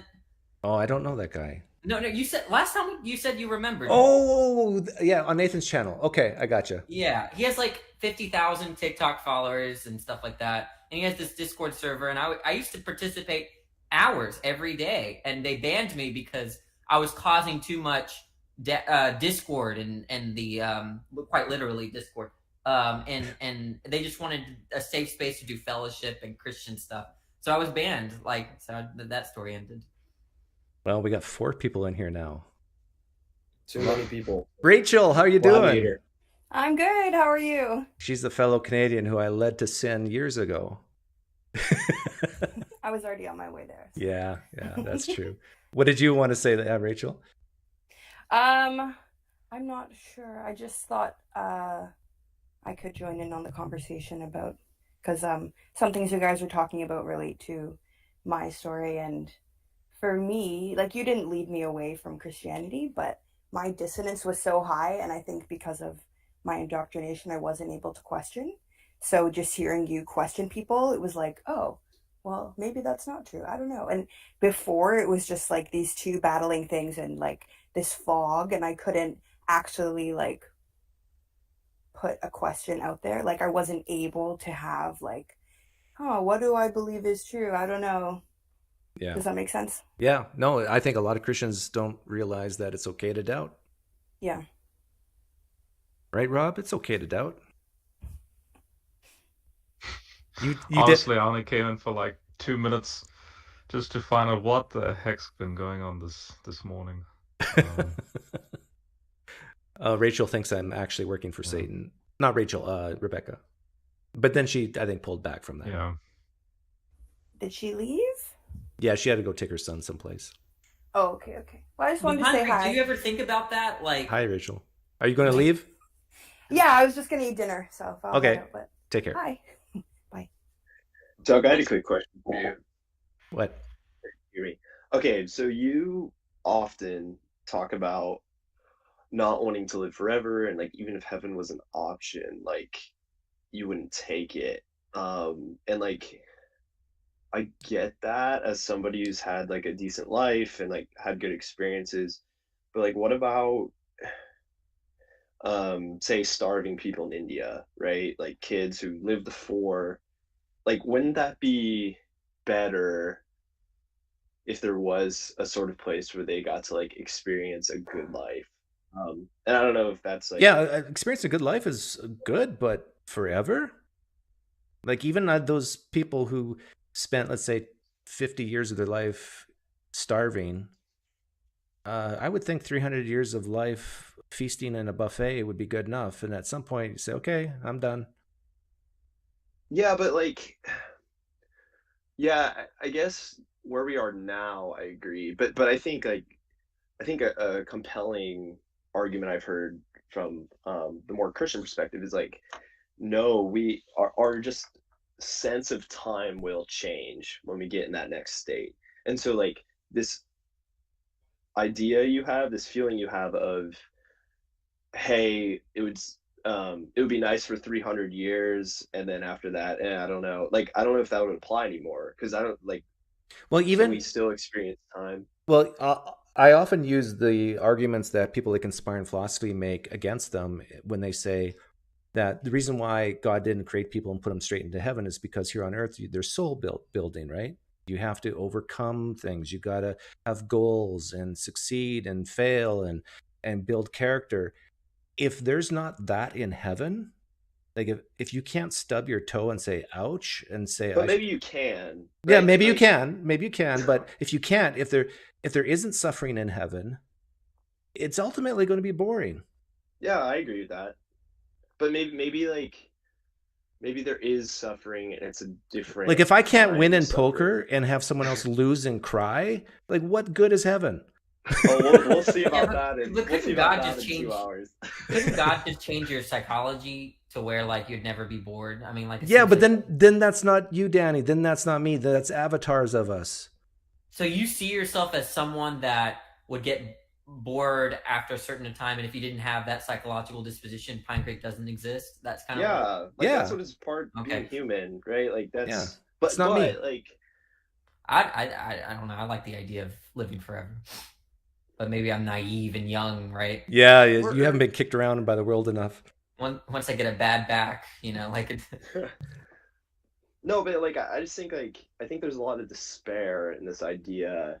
Maybe not for me personally or you personally, because like we've lived decent lives and haven't had these issues. But for people who've really starved and suffered, like I think there's and even people here who have just lived awful lives, like Well, you're right. You're right, Colby, in the sense that this is why Can I just religion grows offer in an those opinion here? areas. Yeah, go ahead, Rob. I come from India, and I was born there, and oh yeah, life, compared to the West is not that good. But it's like people there, I can tell you, people there are uh, happy, and they make do with what they have, and it's all, in other words, it's all relative. What we perceive as horrible in our eyes, they actually ironically will perceive us as horrible in their eyes. So I don't understand, and this is a little bit of a gripe and a frustration I have. My venture into Christianity was more at the data point level, whereas when I see ex-Christians like yourselves give your reactions, I can't help but cringe at how I just don't get what sort of like approach you guys had with respect to the Bible, the data points, maybe it's a denominational flavor. Well, actually, Maybe everything that fear-mongering was playing around. Colby brought up here about heaven, even if I could be convinced that heaven living forever is a good thing, we still don't have any good reason to think it exists. That's the problem. yeah, that's fair. Yeah, but it like, has not. Why does it have to gravitate to hell and heaven? Why is that the definition of Christianity? Well, you can replace heaven with kingdom of God. To be a Christian, what does Christian mean? I think because it has nothing to do with like because what you're saying there, it devolves into a form of Gnosticism where it's like this reality is evil and is bad, and the only thing that needs to happen is we need to escape to heaven. Otherwise, wasn't it Jesus who said that? If you don't listen to Daddy Yahweh, then you go to hell. Like that is not Christianity. Well, but it's effective for keeping people in, right? Like that's. But I think 98% of Christians spend. I don't say that though. I don't. On my channel, I don't teach people to say that. I don't think we should be so concerned about the definition of Christianity. I think we're just talking about context in which, like my parents, if they found out that I was an atheist, they wouldn't be concerned that I don't have a relationship with Christ so much as the concern for eternal damnation, right?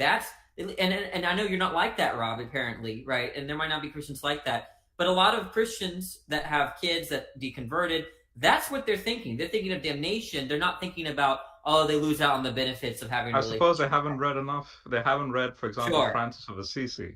Yeah, and like, medieval Christians that actually advocated about lifestyle as a definition of what it means to be as a Christian, rather than you're going to hell if you don't believe this data point, or you're going to heaven if you believe this data. Like, do you believe in heaven, Rob?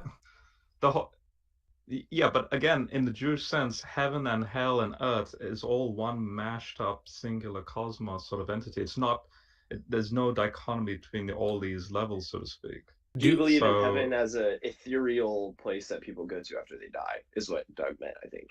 Yeah. No, it's for me, it comes down to the finiteness of this reality, the fact that we exist, and the Christian message is God himself joins in with the chaos comfort of this reality, and then solves the entropy problem. What do you believe? What do you believe happens when you die? Nothing? I believe you are united to God. What does that mean exactly? Theosis. What does that mean? Deification. What does that mean? It's language to say you are removed from the entropy and the chaos comfort of this reality. That's all it means. Okay, that's that. But as far as removed, and then what? Yeah, but as far as the visualizing the experience of it, it's the same way as saying, can you visualize a hypercube? You can't. You can only look at a hypercube in a three-dimensional sense because we have a limit. So but it's a mystery. What the data points show is that there's a transcendence that takes place. So basically you're saying heaven is this mystery that we can't really fathom, but it exists. We don't know what it's like. But I think this is also Rebecca's point. When you say mystery, and immediately now you're connecting that to mean it's it's just a hypothetical subjective sort of argument. Right. So No. whatever happened in the first century as an actual reality in the person of Jesus verifies then the reality of the theology of, say, the Like Bible. Jesus mentioned streets of gold, mansions. That is a Roman polemic, Doug, in Revelation. Okay, so I'm just asking what you believe, Rob. You don't have to get defensive. That is to do with Rome, with respect to the genre of Revelation as a book. So when you die, what do you believe? You're just going to be deified, but do you think you'll you unify Like, what with does your that creator? mean? Like what is being deified? Like if I wake up tomorrow and I'm deified, like what does that mean? I can't explain what that is.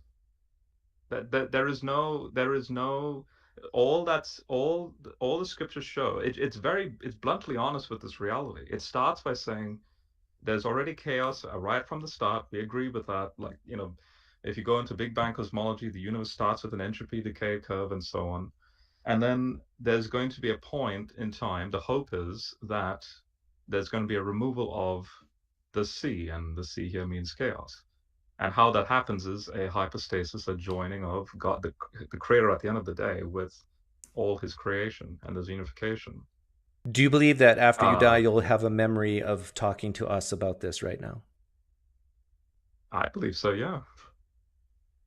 Okay. That's a pretty good memory. Do you believe that after you die, you'll have some type of body?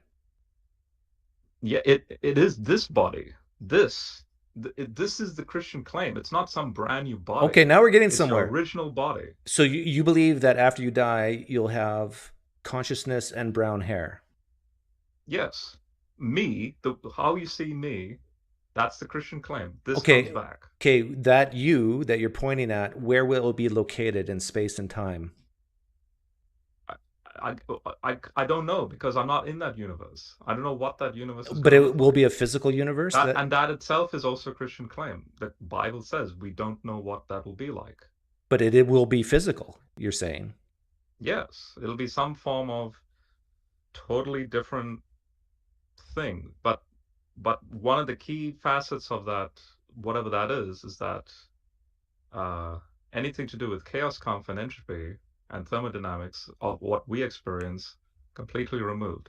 That's the claim. So will you be able to stub your toe? Will you be able to fart? Will you be able to eat? So again, I don't know. But you do know that it'll be physical. How do you know that you're going to be physical? Some form of physicality, yeah. Some form? You were pointing to your face in circles that we will see what you after death, like we see you now. But you know that? Yeah, and Doug, don't play a little bit coy on this, because we do such things like this when we try and model different universes. There's a huge potential of many forms of modeling is one thing, but you made a knowledge claim. You made a knowledge claim. Yeah, what I'm saying is it's a hypothetical data point. This is the promise. This is the hope. Okay, so you don't know it. What happened 2,000 years ago in Jesus, if that is exactly what happened, then that changes everything. It's okay to like not know the details. Like I think we get the idea. It's just more like I think at the end of the day, it rests on what you're saying. And I agree with you. Yeah, at the end of the day, it's basically that. Yeah. No, but like, see the whirling fan in your room. Yeah. At the end of the day, put aside all of this ideology and philosophical theodicy and all that. At the end of the day, if you just sort of like pressed the X and then just left this room, and you're just in the confines of your own room, you then have to sort of just look at your reality for what it is and just accept that that's all that's going to experience in your life, and that's it. I think then I'm not going to like judge you on that, but like that is literally it. This is it. There's nothing more after this, and you better make do the best of you can with what you have, and that's really it. I think what Doug's point here is his overall line of inquiry is, there's like movies or shows where like there's this goal, there's like this group of people looking for something, and then in the end it's something like friendship, or you were looking forward to like this great place, great thing, and then it's like this idea of love or friendship, and it's like a big letdown. He's just wondering, is that how you don't see Christianity that way? Is there like an end where there is an actual place, or is it like mere ideology in terms of heaven and hell? These aren't actual locations. We're discovering friendship and love along the whole way, right? Isn't that kind of what you're getting at, PineCreek? Exactly. You mean what? Me? Am I getting at that? Well, I don't know what you're getting, but I think that's what Doug is trying to get. Is it at the end of the road? Is it actual place where, like physical and all this stuff? That's technically what I'm trying to get at. But my frustration in the discussion, for example, when Rebecca came on, this entire, because I was listening this whole time doing this, and I don't know if Rebecca's still listening, but both at Rebecca's responses and like everyone's responses, and I disagree with all of you, but I at the same time agree with all of you with certain things, and we're just so fixated on the so-called afterlife, the intermediate state and all that. That is not the issue. The issue is about family. What you're getting at, relationships, and just last night I was actually looking. Is this becoming a Fast and Furious pitch? It's all about family. Yes, I'm Don in this whole thing. We love family. I but... was watching a lecture on Francis of Assisi last night, and absolutely inspiring to see what that guy did, and just the life he lived. And I'm getting bored, Rob. And then I'm going from that very special like lecture. This is on the great courses that I'm subscribed to. Sorry, that's all I could take. There's a Christian here. Can you get your audio working, David?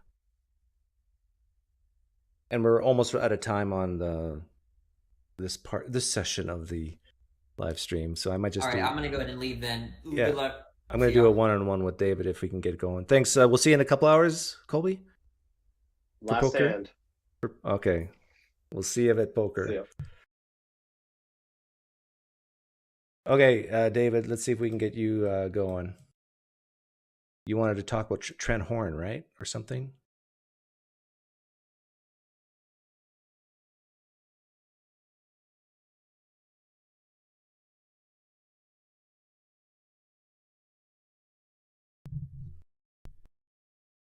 So Rob believes in some type of physical afterlife. I'm talking, can you hear me? No, I can't hear you. Make sure your mic is connected. There's a gearbox top right. Looks like a flower. Click on that. Make sure you have it set to your mic. There you go. There we go. All right. Hey, yeah, I was recommended your channel. I usually hang out in the epistemology server on Discord, and I enjoy interfacing with agnostics and atheists, as I was an atheist, or I was agnostic for most of my life. And when I was 35, I became a Christian. That's when I left. When I was 35, I started to believe. Oh, that's interesting. Yeah, I basically saw your video with Trent, and I really enjoyed your thought process. I completely agreed with the way that you are dissecting and criticizing his own methods. I think the method of how you arrive at knowledge and how you share that is probably more important than it's equally as important as the content of it. I did see like some parts about the sort of like I kind of jumped up into the middle about the refutations being so easy, and I think it sort of comes down to, if I might just jump into it, basically comes down to there is a sense of that these independent claims provided by the gospel authors may not be independent, which is a huge problem if it is not independent, because they do provide special testimony individually, right? And they do provide compelling evidence.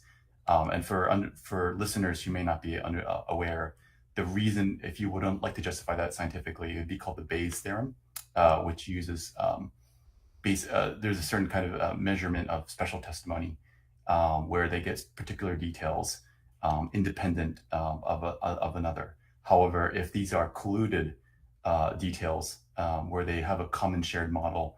Can I ask your beliefs on all this? Like, do you believe they're independent testimony?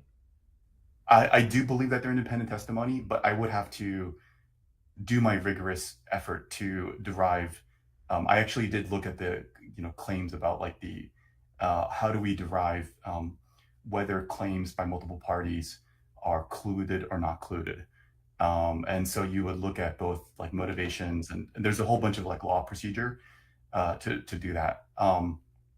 So I think. But do you believe that they are eyewitness testimony?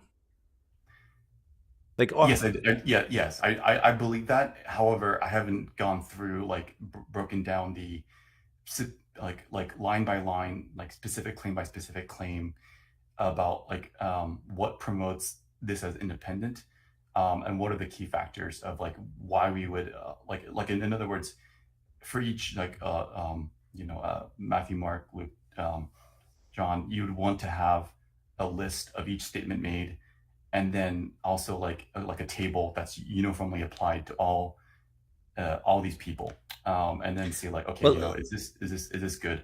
Let's keep this really simple. If I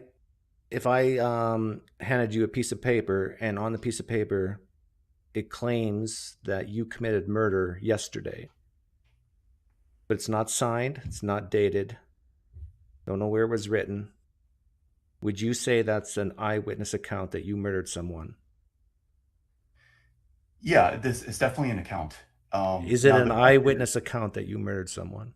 I mean, if their claim is that it's an eyewitness account, then sure, it's an no account. All it says is that what's your first name? David? Yeah. All it says is it doesn't say I saw David murder someone. It says there was a man named David who murdered someone. Sure. Yeah, I would say that that counts as a type of testimony. And so you would have to actually then go through, like, who is the author, what is the motivations, and what are the.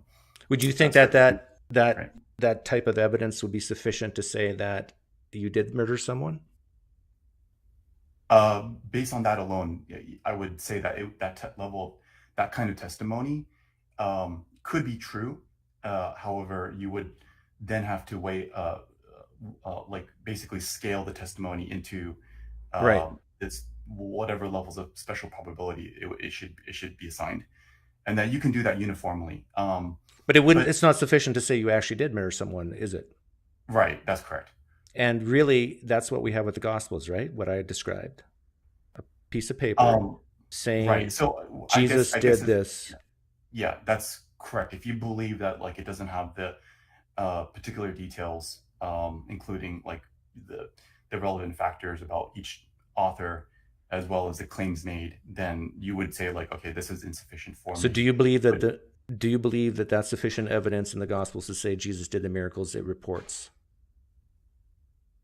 Yes, I do. I do believe that. Even though you just said it's not sufficient for you being a murderer. No, I'm saying that the kind of testimony that's provided fits the criteria for being that special level of testimony where it does confer.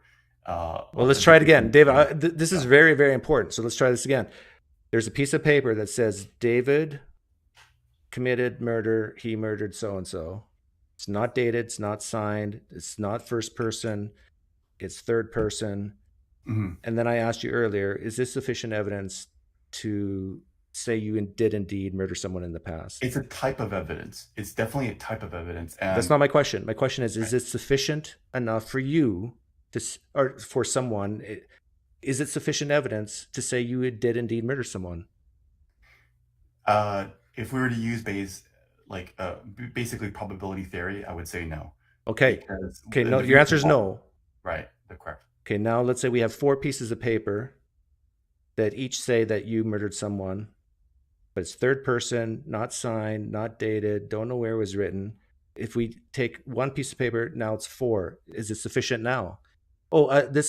Because I had other people in here, this meeting will end shortly. Just hit refresh, okay?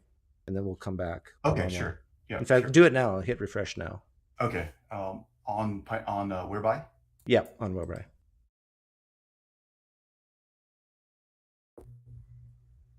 Oh, maybe that's not going to work. Oh, look at that big eye.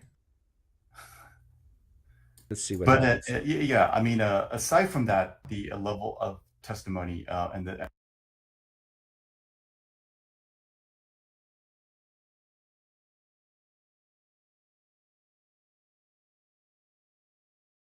Okay, lost them. David, if you go to the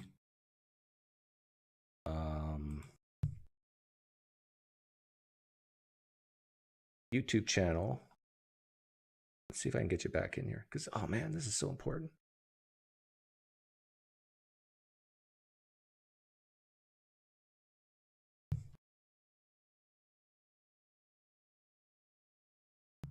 David, email me at, I'm going to keep this conversation going.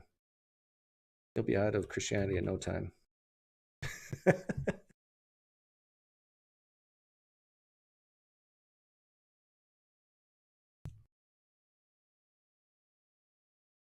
There we go. No, still doesn't. Why?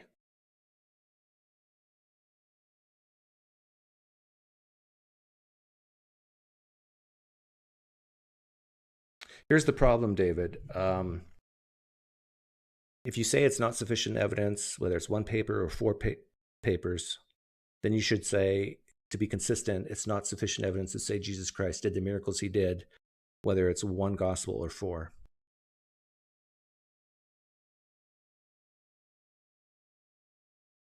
To me, that's so incredibly reasonable. Do I need to repeat that? I don't think so.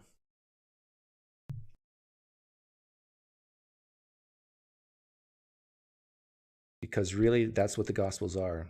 They're not eyewitness accounts. They're not first-person accounts putting the reputation on the line saying, I saw this.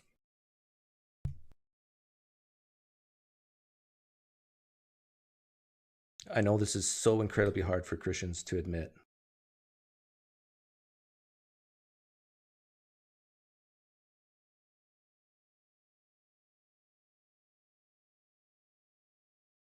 Just saying, I'm trying to get another room. But if you email me, David, at dll1671@yahoo.com, I'll get another room for you at the Super 8.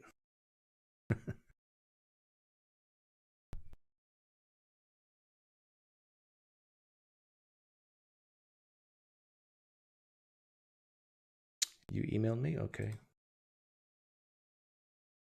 Let's see if I got it. Yeah, okay, good. Let me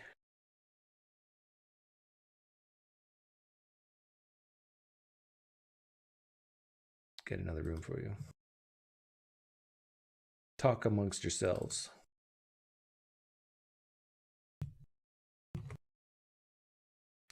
Which is really weird because I paid for unlimited access. Why am I not getting it?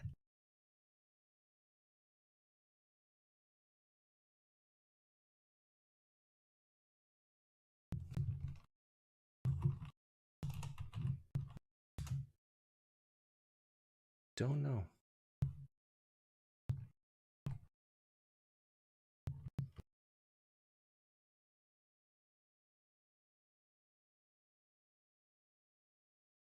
Come on. Whereby, why are you doing me like this?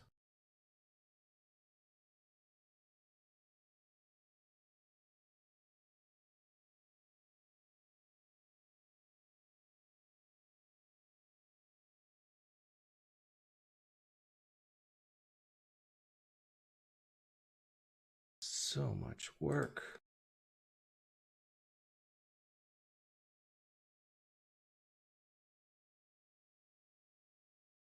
All the security. I guess it's to keep me safe.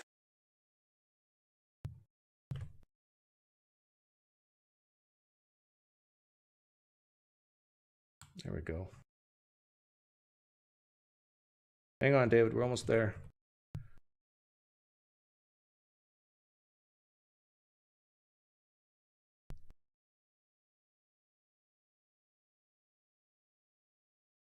No.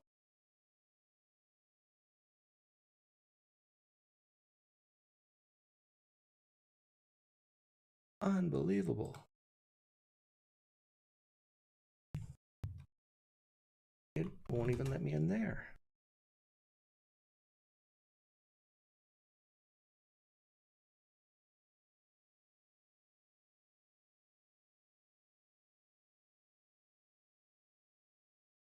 Oh well, we're gonna have to save it for another day, I guess, David.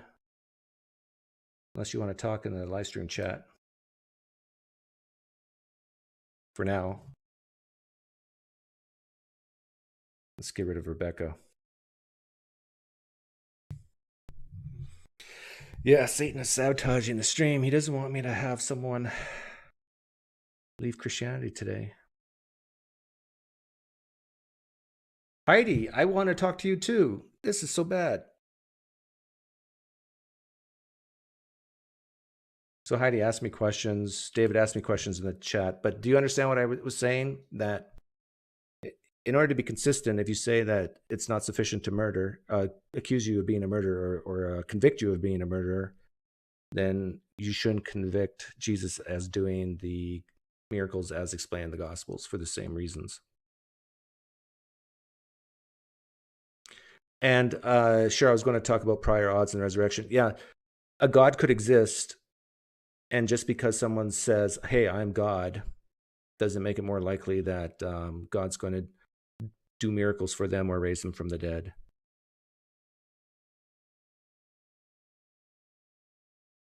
This is a big problem in Christianity, is you can believe in miracles, believe that God exists, and yet use natural theology to say that the prior probability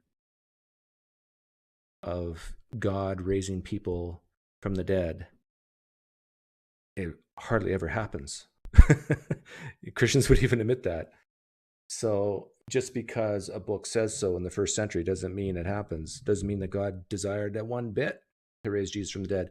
It doesn't mean, see, David, if a guy says, I am God 2,000 years ago, you don't believe that automatically, right? Why do you believe it just because the book says so or several letters say so? What makes it more probable? There's a guy named Camille Gregor and myself, we talked to a guy named Blake Giunta about this. And his answer is, well, because, Jesus was famous. Thanks for the donation, Free Tinkerer. Your nonsense atheist views will get you nowhere before God. Why do you believe this God exists, Heidi? The God you believe in.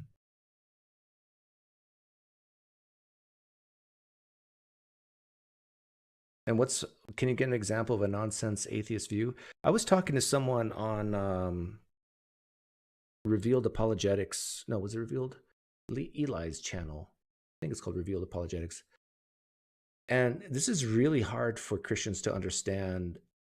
They will assume atheists believe certain things, specific things, and you just can't assume that. You got to ask them.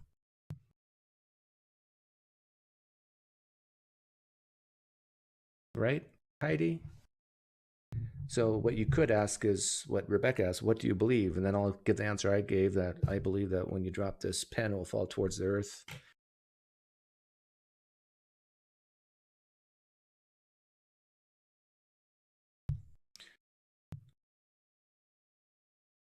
But tag me too, Heidi, and David. I can talk to you both at the same time.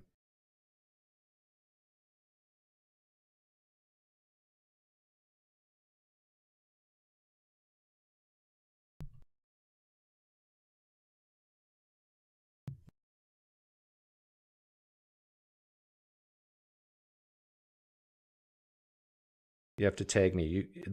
Heidi, tagging means you press the shift number 2 if you're on a desktop computer. Otherwise, it's really hard for me to keep up with you, what you're saying. Oh, and Heidi, I see you use the word evolution. What does evolution have to do whether or not your God is real and exists? I don't understand. There's probably more Christians who believe in evolution that don't. Are those Christians doomed for hell? Like, what does evolution have to do with anything? I think I know the answer, but I want you to say it.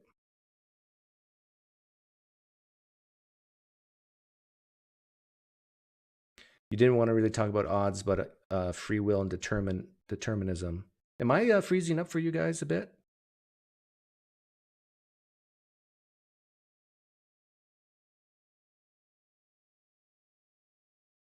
Yeah, free will and determinism is the whole Calvinist versus non-Calvinist thing, right? Which is a big plot hole in Christianity. God's sovereign, yet he allows free will. God chose you before the foundations of the universe. He's elected you. He foreknew you. He chose you. But yet you're free to choose him. It's a bit of a plot hole. It's a paradox that Christians just have to accept. Okay, not freezing. Thanks, Ray.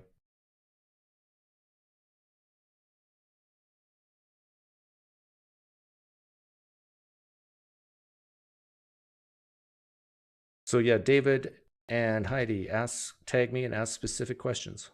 Here's your chance.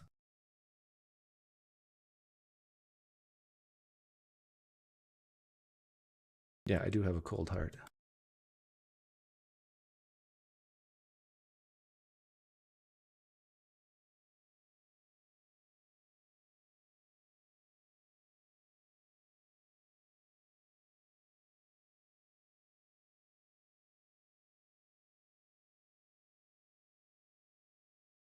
Yeah, Jerome, something funny is happening. But I do want to talk to Rook and Pawn and Heidi. You wanted to stress the importance of determinism in both physicalism and atheism and also in Calvinism. Yeah, but to me, determinism is not an issue. It's fun to think about, but practically, there's so many cause and effects. Even if determinism is true, which I lean that way, unless you're omniscient, you don't know what cause is going to cause what effect. So we act as if we're libertarianly free anyhow. So it's, even Calvinists would admit this. Calvinists say we don't know the mind of God, so therefore we act like we're free, even though God might have decreed everything. But atheistic determinism and Calvinism, they're very similar in a lot of ways.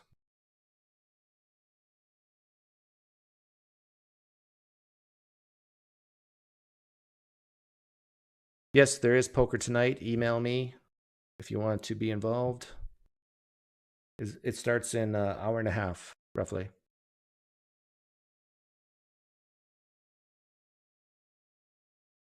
When is the mustache coming back? Not for a while.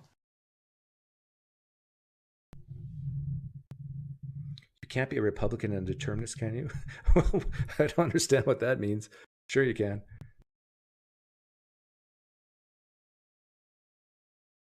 Yeah, you're right, DB Cisco. It's interesting because I talked to Greg Kokel years ago, and he said the same thing, that basically, if you're non-Christian, you're a practical atheist, even though you believe in other gods, because those other gods are not real. So you're not believing in the one true God.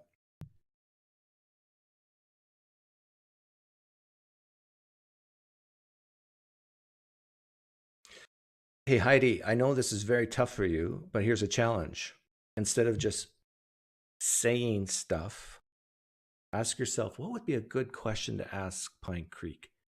And then keep it short and ask. That's a sign of intelligence if you can do that.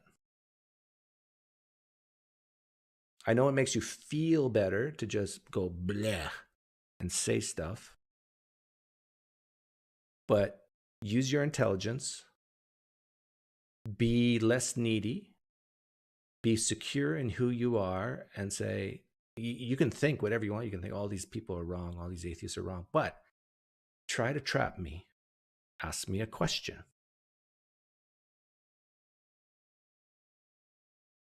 Was there another question you had, David?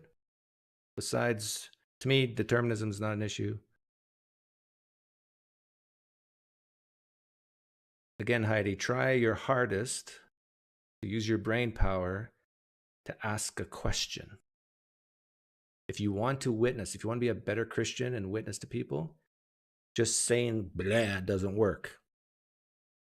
At least doesn't work as well as asking a question.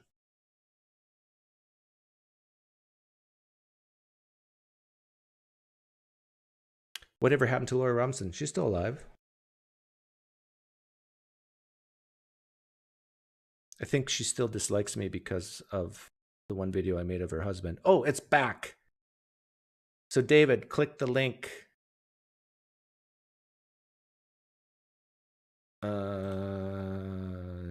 Click the link, David.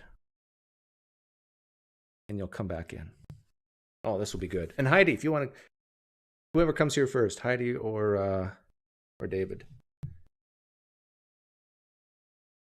If you click the link up on the top of the live stream chat, Heidi or David, you'll come back.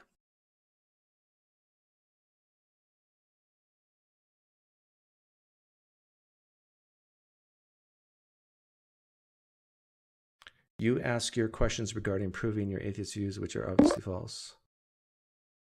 Yeah. Heidi, when you talk like that, everybody thinks you're not all there. I'm being very honest with you. Okay, David, we're back. Hey, is my mic working? Yeah, loud and clear. Oh yeah, thanks so much.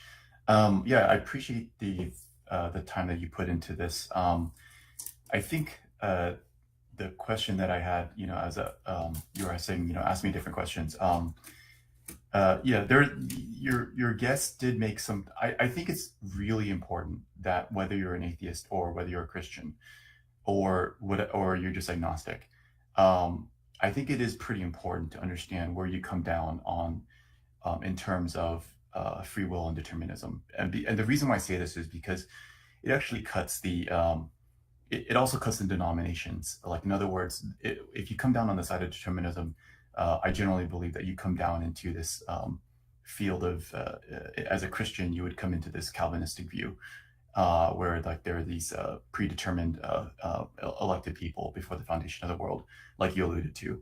Yep. And likewise, if you're whether it's sovereign, the sovereignty of God, or whether it's if you're an atheist, it's the physicalism and the laws of causality. Okay, you're saying this determinism's important. Yeah, and I think the reason why is because it's important because if you have an idea about it, your other beliefs are then shaped from those ideas to some extent. Like, in other words, think so? Give a practical example. Yeah, so I gave you the example of, like, as a Christian, if I think the underlying worldview of a Christian is greatly influenced by the way that they come down in terms of you're going to either be a Calvinist or a non-Calvinist, but what about for atheists? What's a practical example of why it matters? Yeah, because I think this is speculation at this point, but I would say that if you're as I was an agnostic for most of my life, I would say that if I was not a Daniel Dennett level kind of deterministic person, I would probably fall into some kind of like New Age, like mysticism, and I would have a great appeal towards mysticism because I could not explain free will, and that, like, I would be like agnostic at some level, where I just generally posit the great question mark of where does free will come from? I don't know. Or you could just say free will doesn't exist, and you're done. Yeah, you could do that too, right? Yeah. And if you do that, right, then you're like a Daniel Dennett type of determinist. But yet you could still say what I said earlier, that the cause and effect nature of reality is so complex, and since we're not omniscient, we live our lives like we are, we could have done otherwise, even though we might not have. So really, it doesn't make any practical difference. Sorry, can you, I guess I'm not really quite getting that. Could you repeat that one more time? Even one could say that determinism, have a belief that determinism is true, that we're not libertarianly free, but because we don't know all the cause and effects, that it's so complicated and complex, and we can't trace it perfectly, that we live our lives like we could have done otherwise. In other words, be libertarianly free, even though we're not. So it doesn't really matter. We live our lives like we could have done otherwise, even though that might not be true. So it really doesn't have a practical difference. Okay, I think you said two important things there, and I think one of them I wanted to point out is that you kind of alluded to the importance of testability, right? Like, 'cause I know like, in other words, in order to find out whether determinism is true, we realize that the conditions for that are actually not clearly testable. Like we still don't know what kind of scientific test or hypothesis could be proposed to say this is a testable claim. And you would say, like, okay, well, if it's not testable, then it kind of is like... No, but what I'm saying is the claim doesn't matter. So if someone says, I'm a determinist, and then you ask, well, do you have a testable way to prove this? No. And they say, and then you say, okay, well, then why do you believe that? That's the way I lean. Okay, that's fine. Like, I don't think you need to, because, like I said, it doesn't matter. It might matter emotionally, I guess, but we all still look both ways before we cross the street. And... Right. The reason why I did mention it is because there was a Christian who asked me a question about, he had this idea like, well, I know God watches out for me. God does X, Y, and Z. And, he said, when I buy this car, am I really getting the right kind of car? Or am I like buying this lemon? Because I know that God only wants to give me the best. I'm like thinking, wow, your worldview is really bizarre, because you have this like kind of a, deterministic model where like God plans these things for you in your life and everything's mapped out. And it's just very, very bizarre that that's how you perceive the world as a Christian. And so I realized that at that point, like, you know what, there's Christians of the reason why you see these different types of Christians that you heard on your show already is, I think, underlying, whether they admit to themselves or not, they have a fundamental opinion about there's an underlying worldview about... Yeah, I understand. Well, so your worldview is that people do have a libertarian free will, correct? Yes, that's correct. Okay. Yeah. So how do you deal with the verses that say that before you were born, that God knew you would either go to heaven or hell? Or that... Well, correct. This is I'm really glad you asked this question. And so it's more so along Ephesians 1:4, which is that before the foundation of the world, the elected would be chosen to adoption. And what that's referring to are people who have been believers, that once they become believers, they are then predestined to become adopted. Okay, so you're saying I understand what you're saying, because I've heard it many times before, but then you're saying that before you even existed, your choice existed. And God foresaw your choice and then elected you afterwards. No. So I don't want to get into foreknowledge. But what I'm saying is that the Calvinistic interpretation of this is that, as you had alluded to, is that before the foundation of the world, you were chosen to believe in Jesus Christ as your Savior. Yeah. And then therefore, et cetera, et cetera. However, my interpretation and what I believe the standard interpretation is that Paul is speaking to the church at Ephesus, and these are saved, regenerated believers, and that when the person becomes a believer, it's simply saying that they are now predestined to become adopted. To have. Are you an open theist? What's an open theist? One who believes that God can only know the knowable, and so therefore does not see the future exhaustively. Yes. So, for instance, in Jeremiah 15, I think verse 20, God talks about the servants of Baal who did a lot of child sacrifices and human sacrifices, and he was surprised by these actions, because he openly claims that Okay. that this evil he did not speak it, and these actions were never even in his mind. So you believe God gets... Can God be surprised? Yes. Okay. And that is, I don't know how to reconcile the fact that the Bible openly declares that God can be surprised, because, in other words, God does not author evil. Do you think... okay, that was my next question. So you believe God didn't author evil, so he was surprised that evil existed after he created? Right. When people did these things, in other words, he was surprised by the fact that, oh, they did this thing that I never even thought of, so or proclaimed. So do you believe God made angels and Satan before people? I don't know about that. Because where I'm going with this is, when I was a Christian, there was this sort of a very loose timeline, and nobody knows if it's right or not, but that God created some angels, and Lucifer and some angels, 1/3 of them fell and rebelled against God. They became they became demons, and the other ones remained angels.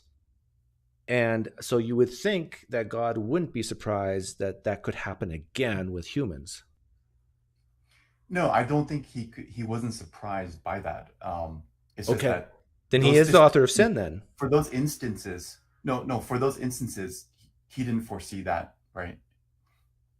In other words, those specific actions, he didn't proclaim that. He didn't have foreknowledge of those. Like, he didn't have foreknowledge that these servants of Baal. But could he have predicted? Could he have predicted that would have happened? I think that's a what if scenario. Like in other words, basically those what ifs don't generally lead to anything fruitful. Okay, imagine God before creating our reality with humans in it.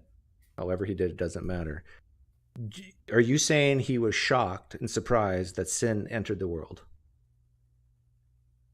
Not but not like, oh, I'm totally shocked and surprised like this happened. No, it's more like I didn't plan this. What are they doing? This is definitely not according to my will. In other words, things happen in his creation that don't happen to his will. Okay, let's say me and you are up with God before he created the universe and humans, so we're kind of removed. We view us as angels, and God says, "Hey, David, Doug, I'm going to create humans," and you say to God, "I bet you anything they're going to rebel against you and sin." What do you think God would say? Would he take that bet, or would he say, "Yeah, you're right, David"? Or would he say, "No, David, not a chance. I'm a perfect father, and they're not going to rebel against me"? Or would he have said, "I don't know. Maybe you're right. Maybe you're wrong"? I don't know how to answer that. I wouldn't know, right? I generally believe that the purpose of his and this is not explicitly stated, so I can't refer to a passage, but I believe that my general feeling is that the purpose of creation is to present his son. But that's totally irrelevant to what I'm talking about. I'm talking about, did God know or predict what would happen if he created? And if he did, that makes him the author of sin, because he could have chose not to create. Correct, right. Yes. So he did, like, in other words, his foreknowledge isn't perfect, which doesn't make his, like, in other words, I don't know how to explain it other than talking about sovereignty, because it doesn't even have to be perfect. If it's close, if it's good enough, he's still the author of sin. I use the example of Shaquille O'Neal. So Shaquille O'Neal is a strong man, and his strength, if he wanted to, he could knock out an old lady. Just because he has the ability to knock out someone doesn't mean that he will exercise that ability. Just like God has sovereignty doesn't mean that he has he doesn't need to exercise it. So by that same token, and I don't know how to express it more cleanly in the realm of foreknowledge, but I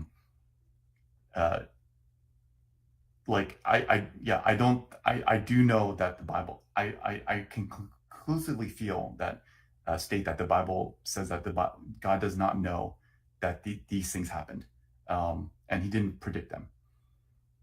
And in other words, so yes, God is not the author of evil.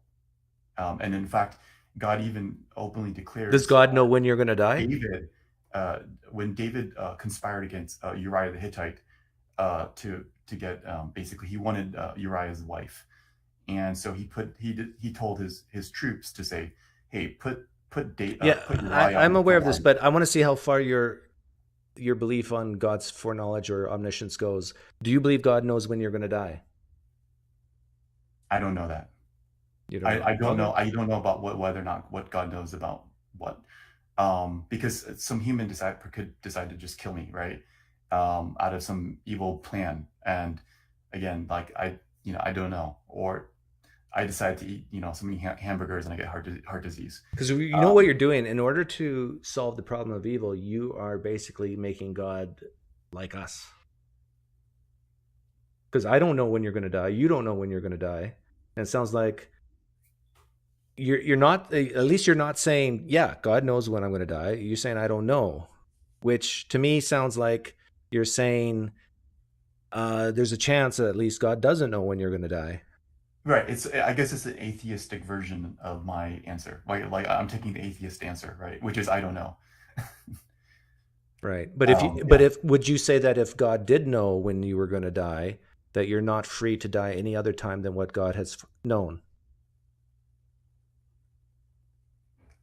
If that were true, sure. Yeah. Yeah. So if God knew you're going to die at the age of 83, you're not free to commit suicide tomorrow. That's correct. Yeah. If that were true. Yeah. Yeah. Mm-hmm. Okay. But I don't hold to that. And again,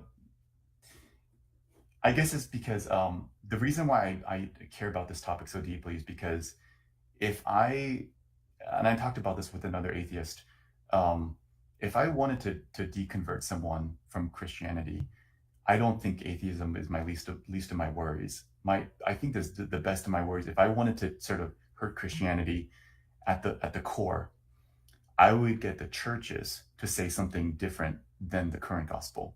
Oh, no. You're not even close. You know why?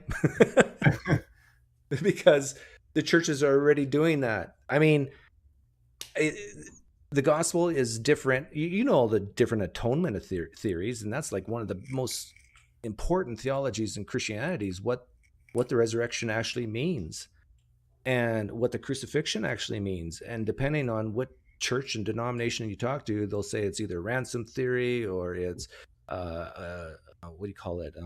Penal substitution, or like a legal contract type thing, or it's like the progressive version, like just Victor Christus over sin. Victor, yeah. It's like, there is no one gospel. It's so there's always variations. The gospel that I believe is that whosoever will hear and believe. Okay, this is good. I'm gonna, with your permission, which is different than the Calvinistic gospel. Because Calvinistic gospel is that you may be one of us. Did you respond correctly to in other words, are you part of our predetermined set? Do you believe you're a Christian right now? Yes. Okay. Why are you a Christian? Because I heard and believed I heard the good news of everlasting life and accepted Jesus Christ as my Savior. Okay, so you believed and you accepted. Yes, and that's it. If you would not have believed and not accepted, then you would not be a Christian. Correct. So that's correct. And so therefore, the reason why you're a Christian and I'm not is because what you have done and what I have not done. Correct? Right. It just means, so when I say believe and have faith, I'm using the word faith to mean without religious overtones, simply means to have trust in, just like the way you trust a bridge or trust food prepared by someone else. Right. But in order to trust, you have to do stuff like test it, live it, and so forth, right? Yeah. I mean, right. You trust you. So do you agree with what I said earlier, that the reason why you're a Christian and I'm not is because of what you have done and what I haven't done? Yeah, I think you said you were a Christian before at some point. Yeah, but I'm not a Okay. Christian anymore. I reject the core propositions of Christianity. So would you agree that you're a Christian because of what you have done and because of what I haven't done? That's why I'm not a Christian. I guess if you could call belief as something that you do, sure. Yeah. Okay. So where's the grace in that? So the grace, okay, this is you sounded like a Calvinist. I am. There's going to be Calvinists who watch this on the replay. They're going to cheer for me because they're going to know exactly where I'm going with this. And the grace. Okay, so the point is that every human on earth believes and trusts in something. The people who believe in Muhammad, the people who believe in meditation and Zen Buddhism, the people who believe in X, Y, and Z, they all have their right to believe whatever they want and trust in. And so I simply have my trust in the person of Jesus. And right, so, but that's not my question. Like grace. So in other words, belief is given to all men. All men can believe in anything and everything they want.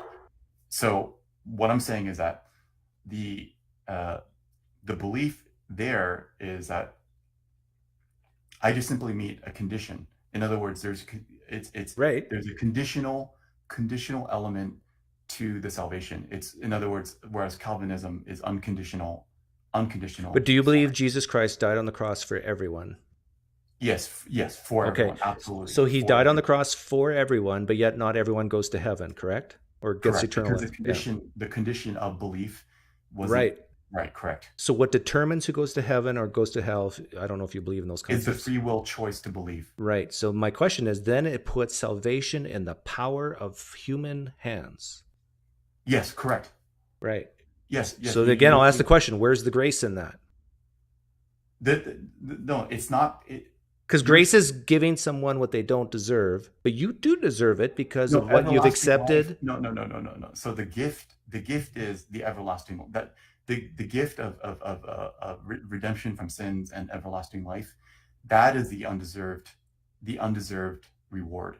But you get that as a promise when you accept and trust. Yes, correct. Right. So it's what you've done. You get salvation based on what you've done. Now, sure, Jesus had to pave the road, but you had to get in the car and drive on that road. So ultimately, who goes to heaven and who goes to hell is in the power of humans, not God. It was without Jesus. With humans, it is up to a human whether or not they are saved or not, within Christianity.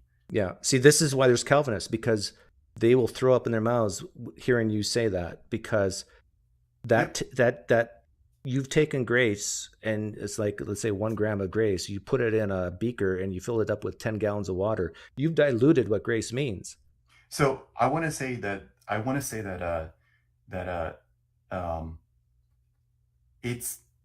it's not God's choice when it comes to salvation, because in other words, and this is a point that I don't think many Christians will state, but the Bible, if you take the Bible as infallible, then that means that it's literally saying that God doesn't have the choice.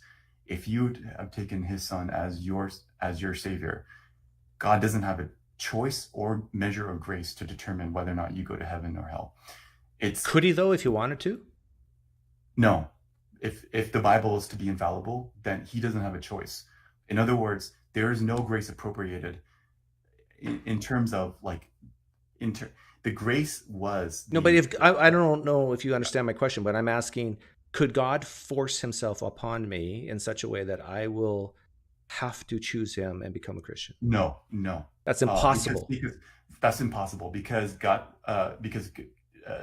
God openly multiple times, I can give you the passages, but he openly says, I want you to have the choice of whether or not you accept me or not. Sure, but that's his desire. But once in a while he could intervene and say, no, I'm going to force myself to either sin or to accept or whatever. You look at Judas.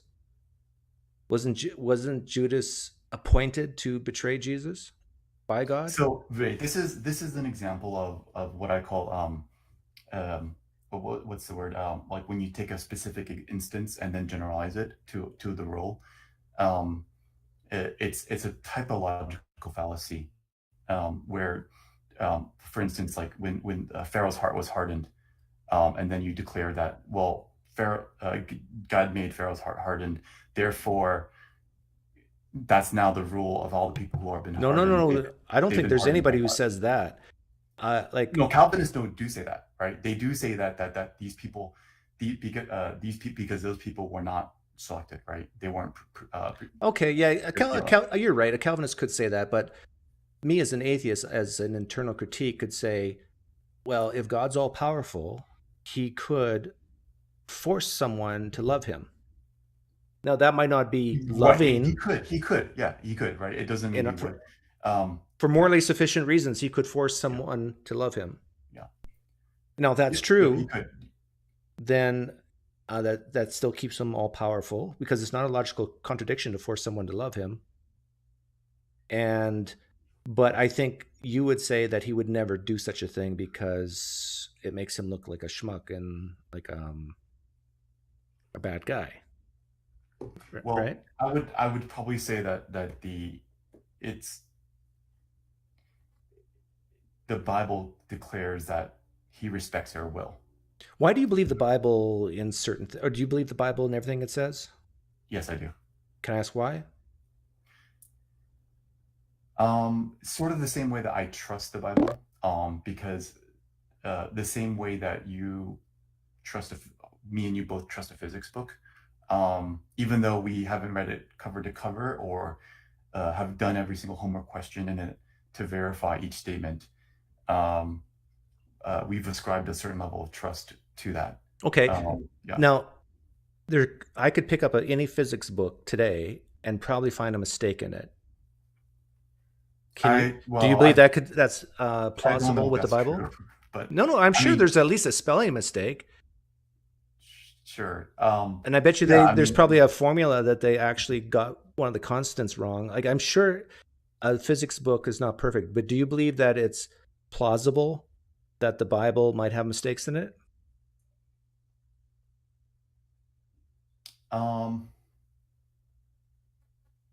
Yeah, I think it could potentially have mistakes in the sense that when we talk about like versions of the Bible, as well as how the like when we talk about the historicity, that's something that Muslims really like to get in on, in terms of the right, the transcribing, the transcriptions, the etc. But you believe that everything that availability there, and my belief is that the Bible has stood up strong enough over the years that it's trustworthy. Okay, but when the Bible makes a statement of history, like Jesus walked on water, you believe that if we had a time machine and went back to the past, we could actually see Jesus walk on water, right? You believe yes, that? That's correct. Okay. Yeah. Now, if I were to take a different book in history and open it up, we don't know anything about the book, but we open it up, you and I together, and we read that Franklin walked on water. It says it in that page that we randomly opened up. Mm-hmm. Mm-hmm. Would you believe that happened in history?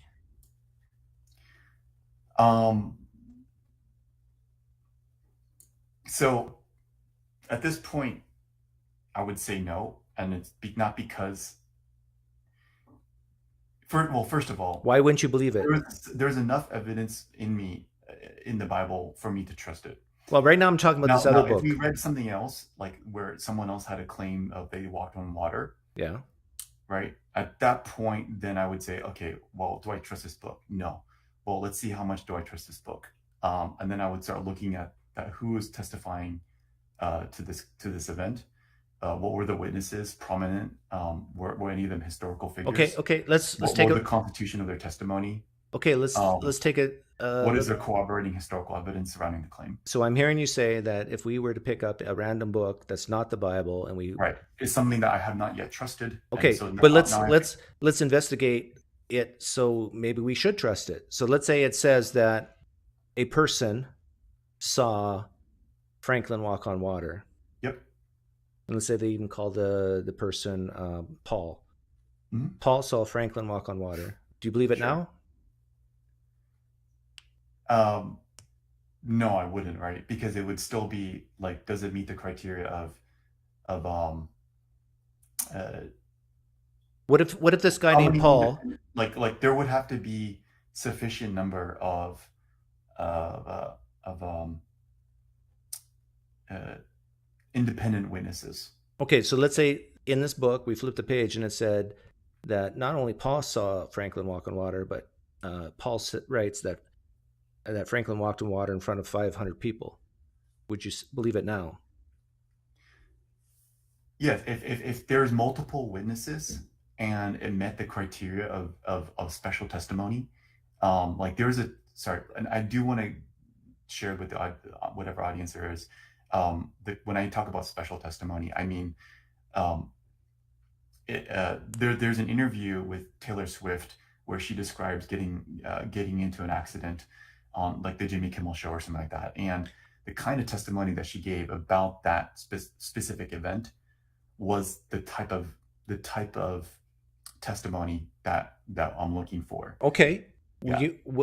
That's the type of, so you're talking about a person named Taylor Swift seeing something and telling you about it? Yeah, there's like, in other words, but in this like, book we can't see. Like if I just say if I give you a testimony and I say, hey, I'm a safe driver, that's not really the right kind of testimony, right? Or if I say something too detailed. But is this the right testimony, the scenario I gave you? We flip the next page and it says that Franklin walked on water in front of 500 people. And then I asked you, do you believe it? You said yes. Right. If the testimony proves out to be that special kind of testimony. How would we prove that special testimony, other than we're reading it in a text that says Franklin walked on water in front of 500 people? That's good enough evidence for you to say that it actually happened in the past? No, that alone isn't good enough. Okay, so you don't believe it. So even if Paul says he saw Franklin walk on water, even if Paul says that 500 people saw Franklin walk on water, that's not good enough. Okay, what else could we add in there to see if we can trust this book? I would want to know about like first of all, are there more additional claims from in that testimony? Who were these figures making those claims? Okay. So what would you need to know about who these people, like the 500, there's no names mentioned of who they were. So that's not good enough, right? Right. So in other words, I would suggest that, and this is something I haven't done, is to actually break down the testimonies and then elucidate them, or in other words, tableize them. I mean, we had this conversation earlier where you could have a uniform approach in the same way that in a court of criminal trial. But you see what's happening here. You should not believe Jesus Christ rose from the dead based on the 1 Corinthians 15 creed, right?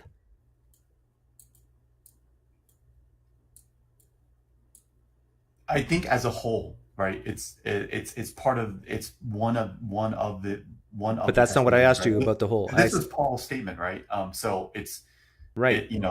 I'm including the okay, gospel. If it was just the book of 1 Corinthians, chapter 15, that landed in my face, I'd say, what is this? This is garbage.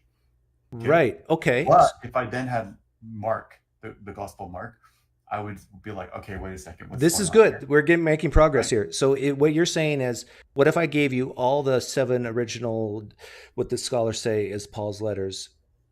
Would you believe that Jesus Christ rose from the dead? But we don't have the Gospels. What if we just had Paul's letters?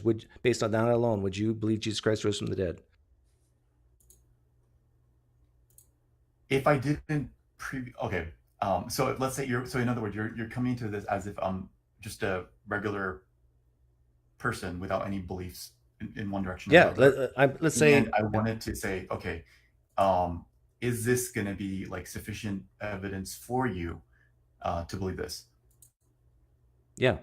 Yeah. I would say that like at that point, then I would break down I would actually like you. So imagine you just had Paul's letters. Let's say, imagine you just had Paul's letters. Think about what we talked about with 1 Corinthians 15, because the stuff in the other letters are very similar. So would you believe that Jesus Christ rose from the dead if all you had was Paul's letters? So I would say that one alone is like, I would say Paul's testimony has a certain base value of like, all I need is a lean yes or lean no. Right. And then, no. It's important because I would say you would need you would have to have a separate independent account or testimony, like say Peter's. Okay, that sounds like a no to me. Posterior odds, right? In other words, because you'd want it like in other words, you need to multiply the multiple factors. Like you want to. I'm hearing you say no. You would not believe based on Paul's letters alone. Am I right? Correct. Yes. Okay. Well, you could just Because say that. The prior odds of anyone's resurrection is literally 1e to the negative 11th, which is all the humans that have ever existed. 0 of them have ever resurrected. So okay. So we can actually come up with an actual number for the prior odds. That's fine. That's fine. But the thing is, what I'm doing here is I'm presenting the evidence for the resurrection chronologically. And so far, you don't believe that Jesus Christ rose from the dead based on the evidence chronologically. Now, you mentioned Peter. So let's take it off the Bible again, like we did before, and say, instead of Paul writing about Franklin walking on water, now it's Randy. We find another letter from a guy named Randy who says that Franklin walked on water. Do you believe that Franklin walked on water in the past? I would say that if Randy's testimony is special, meets that criteria, I would say that the level of confidence I would have would rise based on like the. Would you believe that Franklin walked on water if a guy named Randy said that Franklin walked on water? I would say that it would bring me up into like it would raise the level of belief, the probability of my belief being but like would it be enough for you to believe? Would it be enough for you to believe that Franklin walked on water? Yes. It would. If it meets a special, yeah. But well, again, you're discounting the value of the special testimony. In other words, they have to be sufficiently independent and that's the reason why I seen like. Okay, what if I told you? I understand where you're going with this. What if I told you that Randy and Paul knew each other and they talked to each other?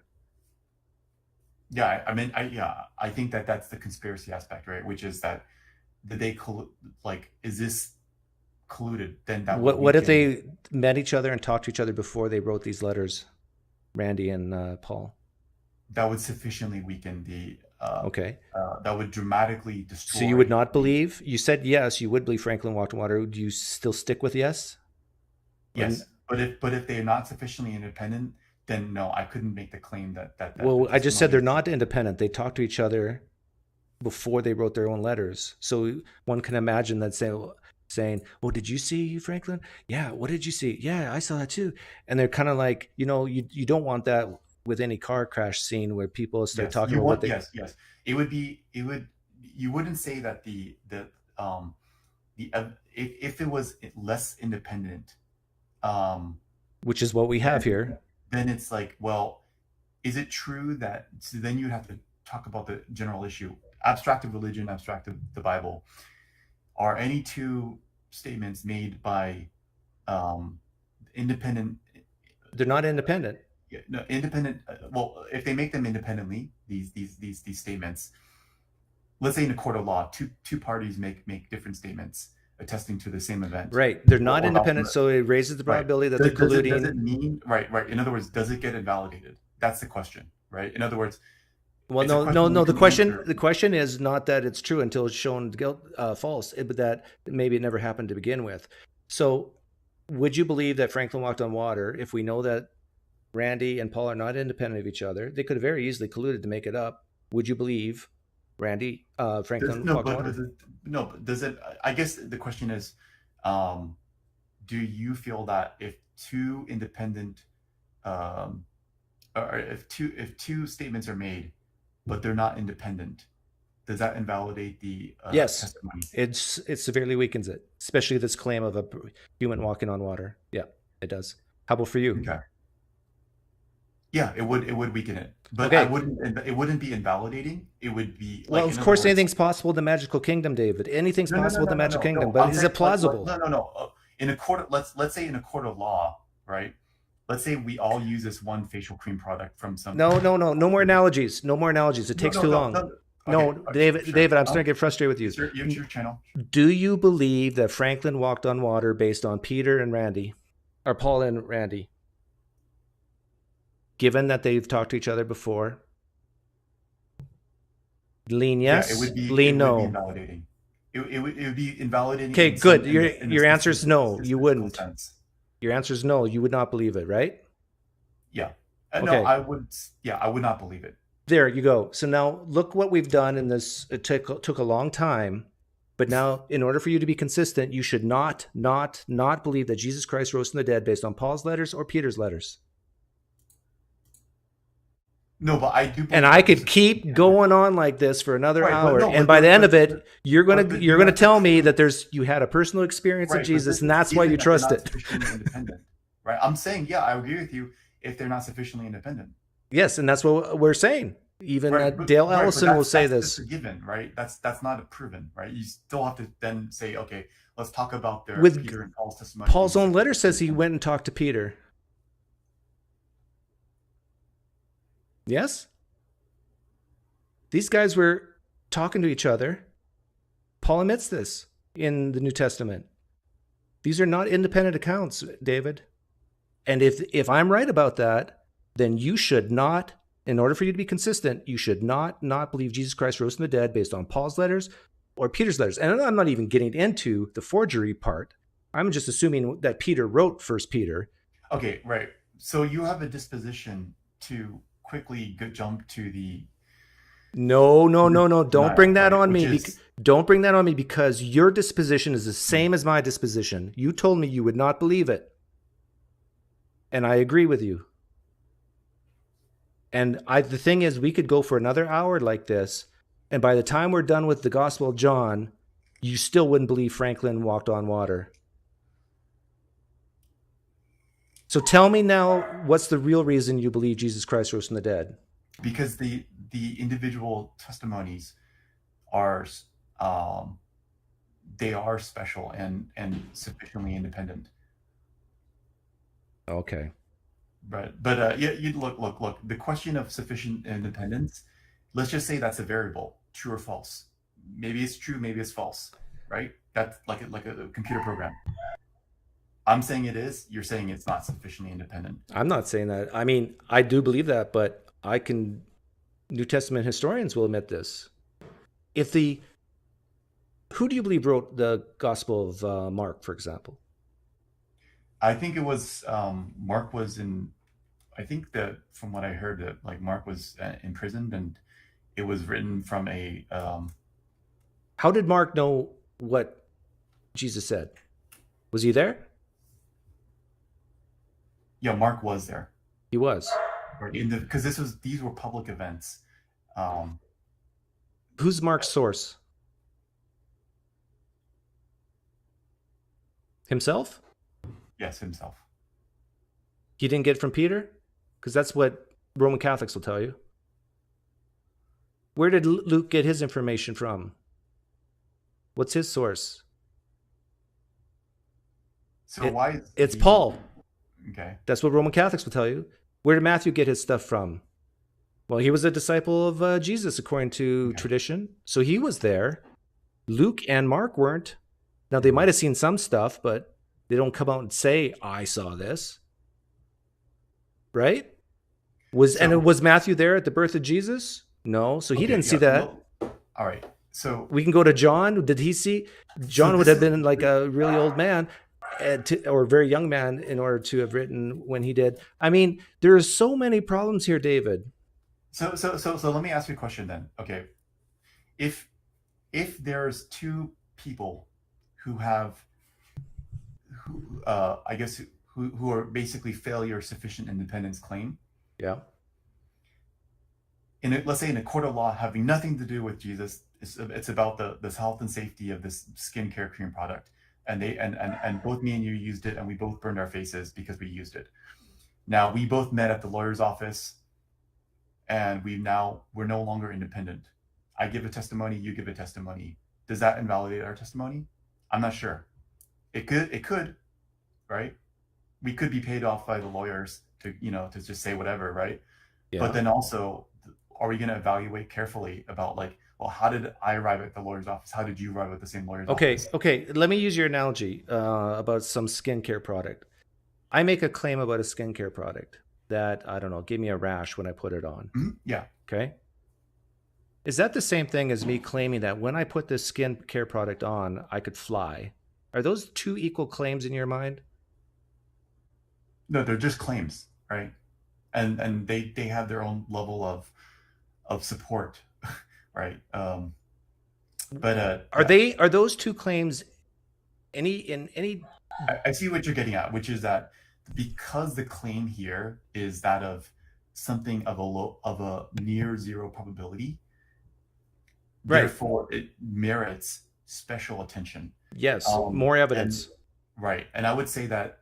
Do you agree with that? That it wouldn't change the mathematical requirements. Do you agree that if I claim that a skincare product gave me a rash versus that it made me fly, that I would need the same amount of evidence? So given the fact that prior odds of skincare creams giving people rashes or anything giving people rashes is very high, let's say like 80%, 70%, the prior odds would be 0.7. Whereas the prior odds for human resurrection would be 0.000. David, all you had to say there is, yes, Doug, I would need more evidence for the flying claim versus the skin rash claim. Yes, right. That's all you have to say. And I know you agree with that, right? Yeah, 100%. Okay. So when we're talking about a man walking on water or rising from the dead, we need more evidence than saying a man had a dog named Fido and works at the grocery store. Correct? Right. Now if you gave a special claim that this skincare cream made me fly, that would have a certain level of believability. Why? Most people wouldn't believe in it. Why would that be believable to you? Because no human beings have ever flown from a skincare cream. But you said, did you say believability or unbelievability? Either one, right? Just truthiness. No, this is important. Is it believable that skincare products can make people fly? Of course not. We're agreed, right? Right. Okay. Now, if I make a serious claim that it did make you fly, yeah, I would say, okay, that's because no human being that's not impossible. I could then say like that's not possible, but if we were to just use strict like what would it take for you to believe me if I looked you straight in the eyes today and said I put on a skin cream product and it made me fly unaided? What would it take for you to believe that? That it actually did. So I would evaluate your testimony, and if it had a certain level of truthiness to it, a truthiness? What is that? What would it take for you to believe that? What would it take for you to believe that I actually flew? I would need yet another independent testimony that has the same level of specialness to that testimony that's independent. Okay, so if I told you that I flew after using the skincare product, and then someone else who didn't know me said, "Yeah, Doug flew. I saw it," you would then believe I flew? No, because it wouldn't meet those special criteria for like, yeah, it wouldn't. The second testimony wouldn't. Just say no. You wouldn't believe it. Each piece of testimony has to be good enough, right? But anyways, we're treading water here. I think we're treading water because every time I ask you a question, you go into this long answer when you don't need to. So, for example, if you were to ask the same question back to me, Doug, what would it take for you to believe that? And when I put this skincare product on, I fly. I'd say, number one, I'd want to see it with my own eyes. Number one. Number two, I would want 5 different cultures from around the world with their video cameras to film it to show that I'm not crazy. Okay. Number 3, I would want other people who are from different biases and cultures, whatever, to see it as well. Number 4, I would want to put a GPS on you to verify that you're above sea level and and you're flying through all these different things that there could be no cables, wires, whatever outside. Mhm. I just listed 4 quick answers. Yep. And then you notice I didn't use the word specialness or truthfulness. No, because we're talking about when you cannot get the video camera evidence, right? When that's not an option and you're evaluating. Okay, but why lower your standards just because it's not an option? You should say, no, I don't believe it then. No, because we do believe human, like when a girl said that they've been raped, They might be lying. generally, yeah, they might be lying, but so we have to then Look at we the actually evidence. evaluate the testimony, right? We actually Right. evaluate the testimony. But again, rape is nothing close to a big claim as someone flying. People are raped all the time. It happens all throughout history. People flying, not so much. Right, and you can assign odds, right? That the fact that people do get raped all the time means that the prior odds of that happening. So are let me actually ask you very again, high. since we don't have video recordings of Jesus rising from the dead, since we Mhm. know that Luke talked to Paul according to traditional authorship, Mark talked to Peter, Matthew and John talked to Paul, that they were all talking to each other. They're not independent. They're not special.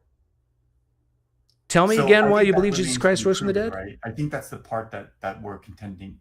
That's the part we're contending on. I think we both agree with. Well, the if you're same going to thing. deny that, what I said about them all talking together, then number one, you have to deny some parts of Scripture. Number two, you have to deny the traditional authorship of the New Testament given by the Roman Catholics and the early church fathers. Are you willing to do that? I think when we talk about what was shared and what, in other words, it's not just whether or not they.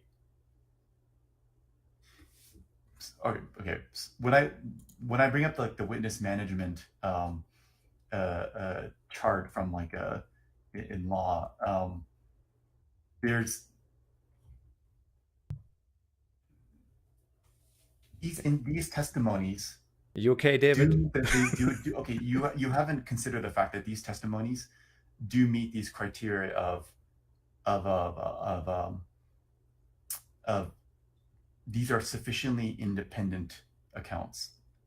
Okay, now whether or not they were colluded, that's something that you're gonna have to prove out, right?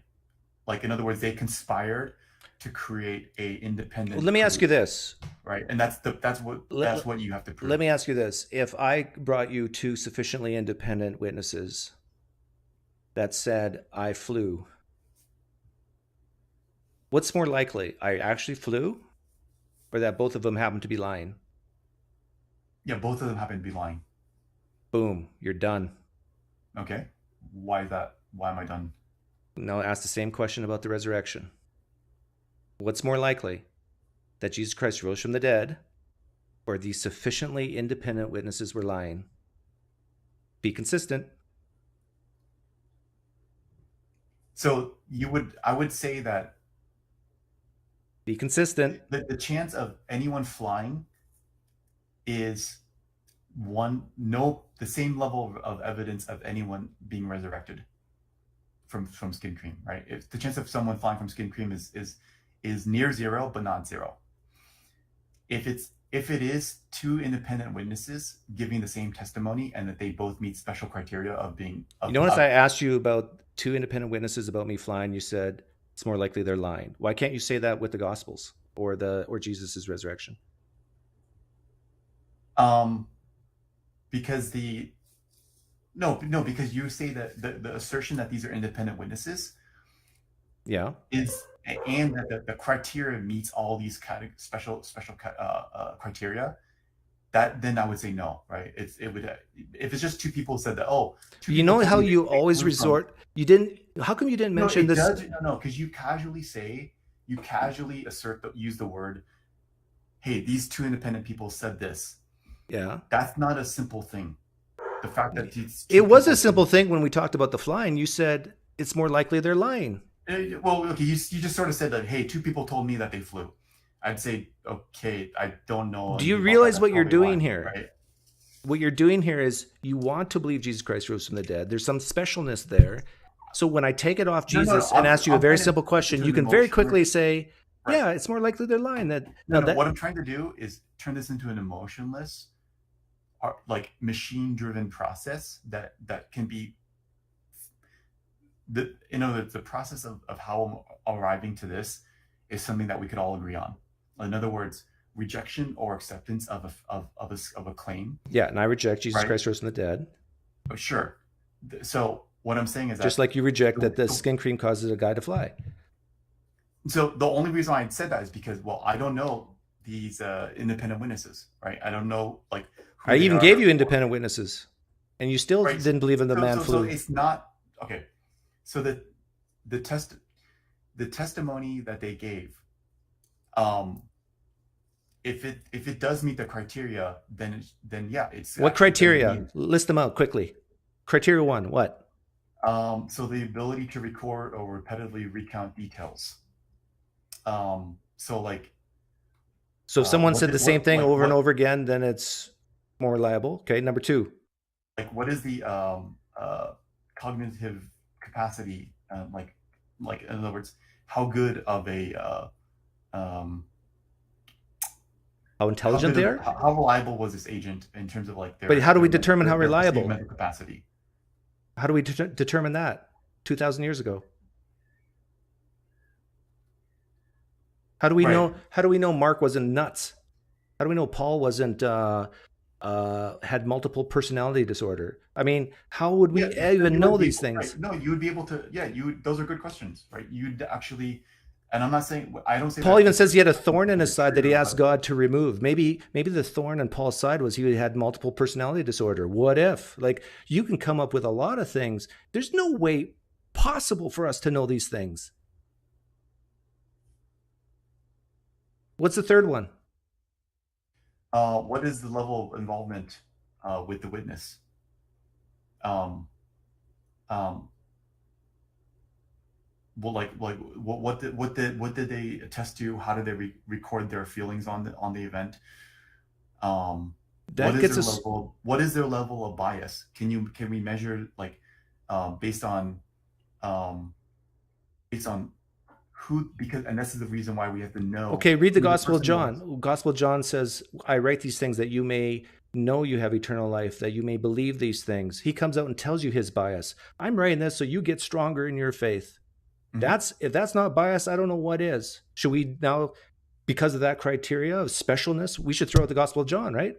So no. So the question is, what's their bias? And then the question is, what is their motivation to lie?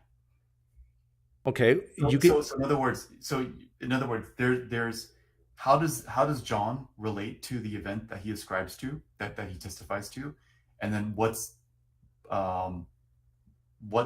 basically how does he relate to these other witnesses, or to the people he's talking with, and what motivations could he be getting? Right? Maybe he's getting some kind of special status. Their motivation is they're poor. If you take the traditional authorship, their motivation is that they need hope. They're under the thumbs of the Romans. They're desperate. They're sad. They want hope of eternal life in the kingdom of God. Their favorite. So they all conspired to generate this model of. Well, let me ask you this: what's more likely? No, that's very unlikely, right? What's unlikely? Because conspiracy? No, hold on.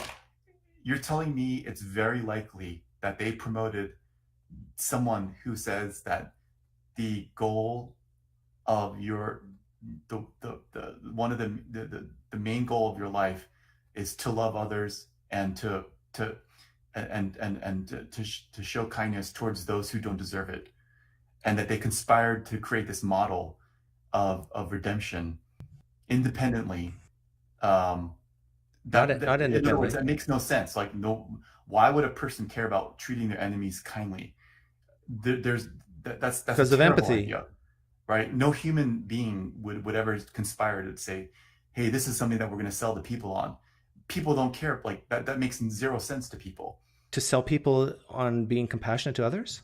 No. To sell people on being kind to those who they're on their enemies. The Yeah, people who it's least called deserve it. pacifism, which existed long before Jesus.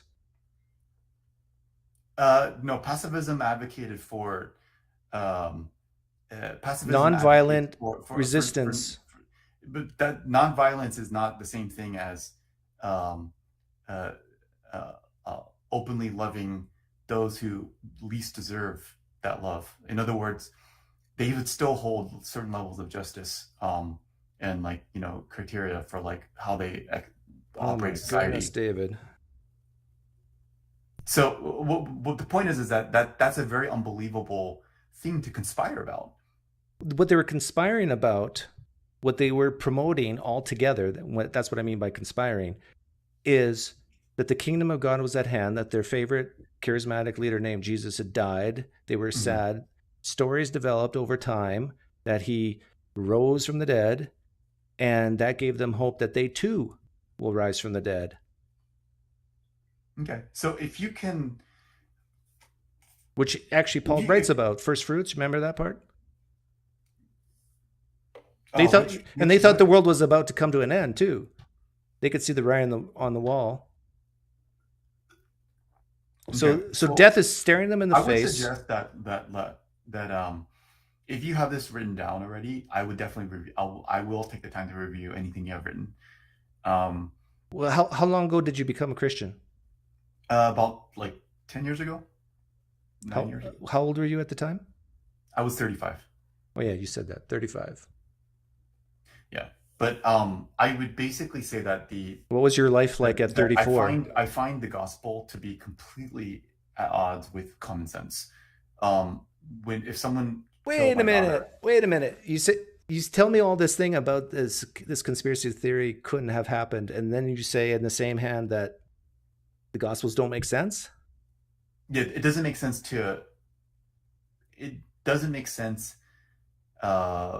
for people.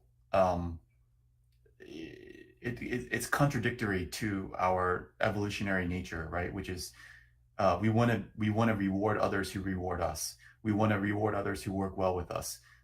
We want to fight the people who are a common enemy.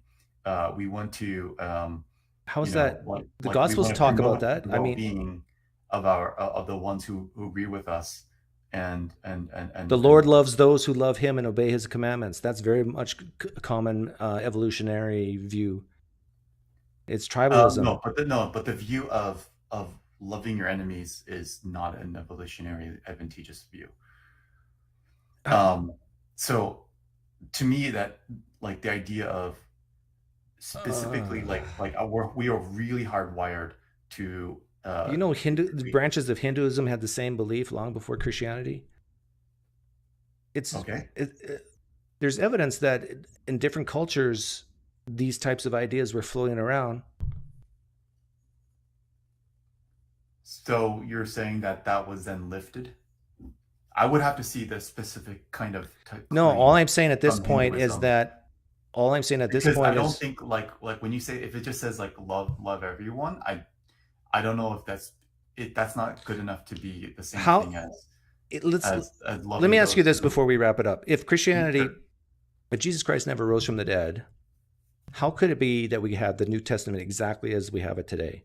Yeah. So imagine it's true that Jesus Christ did not rise from the dead in bodily form. How would you explain the New Testament? It would be a very grand conspiracy that would kind of, I wouldn't know how to figure out like how it was conspired, but it would be like a conspiracy of epic proportions. I wouldn't. Yeah. Okay. Would you say the same thing about the book of the Quran and the Book of Mormon? Let's say Muhammad wasn't the final prophet. How do you explain the Quran? Would you say conspiracy as well? No, right? Because we're talking about the multiple quote independent sources, right? And Quran says that too, independent sources. How would you explain the Quran if Muhammad is not the final prophet who heard directly from God through an angel? How would you explain the Quran if Islam is false? How did it come about? I don't know how many authors there were in there. One, the God, but there's many independent, according to Muslims, independent people who testified that Muhammad was not crazy, he wasn't a lunatic, he wasn't a liar, he was a truthful man. There's many independent witnesses of even the moon being split in two according to them. How do you Okay, explain? How do you explain all that if Islam is actually false? You would actually look at it the same way that you would look at anything else, the Bible. You would apply the same level of standard of rigor to the testimony. No, you would say what you said about. You would say the same thing. It was a conspiracy. People got together to create a new religion. Oh no, you're saying if the Quran is not true, right? Yeah. Right, then you would say like, yeah, it's a conspiracy. It's some level of maybe You right. maybe, no, I don't know. It could be. First of all, I definitely don't discount when people have experiences or like. You should, depending on what the experience is. If someone No, if someone has an experience that Muhammad is like Buddhist monks, right? Like, I'm not discounting that they feel more at peace and that they have a certain inner harmony. Okay. Right. But my point is that maybe it's a conspiracy. Maybe it's simply recountings of their experiences. Maybe that's what the Quran is. I don't know because I haven't read it. But I would say if it was not true, the statements recorded in there, then I would say that it's there's some reason for it. There's some explanatory reason for why this fails as meeting criteria, and you would have to elucidate that why that's true. However, that said, I still trust the Bible in the same manner that it's. You said you became a Christian at age 35. What were you like at age 34? What were you doing? Why weren't you a Christian at 34? Because I needed evidence I needed like video evidence, right, of like some kind of miracle. Boy. Is this why you believe we spent an hour talking about the Bible, but you saw a miracle? No. I said that I was a agnostic because I felt Christians believed in things that without evidence. Okay, but what got you even interested in looking into the evidence for Christianity? Because there was a personal, a tragic event in my life where I had cried out to God. What was the tragic event? A death? I don't want to share that, but it was. Why? It was losing a loved one. Okay, a death. Yeah. Okay. A tragedy. Hang on. You had a personal tragedy in your life that led you to Christianity, yes? Yes. This explains the Bible. They had many personal tragedies under the thumb of the Romans. They get desperate and they start believing things that might not be true. Maybe this is the case with you. I wasn't a Christian right away. I know, but it set you on a path looking for hope, yes? I don't know if that's what I would call it as, because for me, it wasn't, for me, the words and language in the Bible didn't make much sense. Maybe you're a better reader than I am. But when I used to look at it, it felt like gobbledygook. Right. And what changed? Something changed when I read it then later, that the words became clear. And I can't explain that. Sure, you can. I don't know, but all of a sudden, like when I claim that, hey, there's clarity here and what I'm seeing in terms of the text. You know why you saw clarity? Why? Because you needed it. Oh, sure. I don't know if that's true. I mean, because how can you prove Do that, you need right? Christianity? No, I don't think anyone needs anything from this. No one needs anything. Okay, right? then why did the death, this tragic death, cause you to look into Christianity then? If it wasn't out of need. I don't know how to explain it, but yeah. You were sad. Yeah. You needed something. You needed hope. Right? I did need hope. And you So found you that need- hope yeah, you in the need hope. stories of the Gospels. Not really, because I didn't know the Gospels at that time. No, but that got And- you into it, is my point. This is the ball, how the ball started to roll for you. I guess you could put it that way, sure. Yeah. I don't know if that invalidates the If someone has the not been discussion that we had earlier, but if someone has not been indoctrinated into a religion, what causes them to change their beliefs and get into the religion is usually death, bankruptcy, divorce, drugs, addictions. You see this time and time again. Usually it occurs between the ages of 18 and 22, but for you, it happened later in life. so the reality is, right, we're all going to die. So therefore, we all will have, and we will all have an experience with someone who did die, whether it's mother, father, or brother's family member. Right. And so the chance of people coming into this, like through that avenue that you suggested or identified, is very high, right? Well, no, not really, because most people, like, my guess is you lost a loved one that wasn't that old, right? It was actually a pet, but Oh, come on, David. What? Why doesn't that count? David. Because I'm a speciesist. Humans are more important than pets. You're telling me you came into Christianity, that got the ball rolling because your pet died? Well, let's just say that I think of. Sorry, I shouldn't do this to you, but that's not fair, right? Because you're saying that that. I have a pet too, and I love my dog. I seriously do. But I tell you, if I had my dog die, or my daughter die, or my son die, there wouldn't be a comparison. Look. I want to tell you something very when I see an animal, I basically see like genius, right? I feel like when you see beauty of like the. Was it a dog? Cat. Oh, that's even worse. That's even worse. Okay. I'm a dog guy. I can't relate to you. Sorry, David. I mean, look, when I see a dead animal like that's been hit by a car, I just see something tragically wrong. You sound like a very compassionate person. Yeah, I mean, but like, it's just I just see. Yeah, I don't know, but are you married? Ultimately, yeah, my girlfriend is not. She's not a Christian, but her mother passed recently. But were you married when you were 34, 35?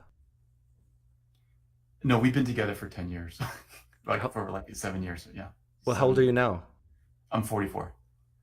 So you got married after you became a Christian? No, we haven't got married yet. I mean, you were dating after you became a Christian. Yes, that's correct. Okay. Yeah, she's a Buddhist. She's a quote Buddhist, I guess. Okay. And yeah. So your pet died, and you started looking into Christianity because you were sad. Is that it? Sure. Yeah. Okay. Well, it's been fun, David. Do you have fun? It's good talking to you. I mean, I think. By the way, I do think we agree on the same framework, in terms of like testimony and like. I do want to say that, for instance, like when we talk about the sun will rise tomorrow,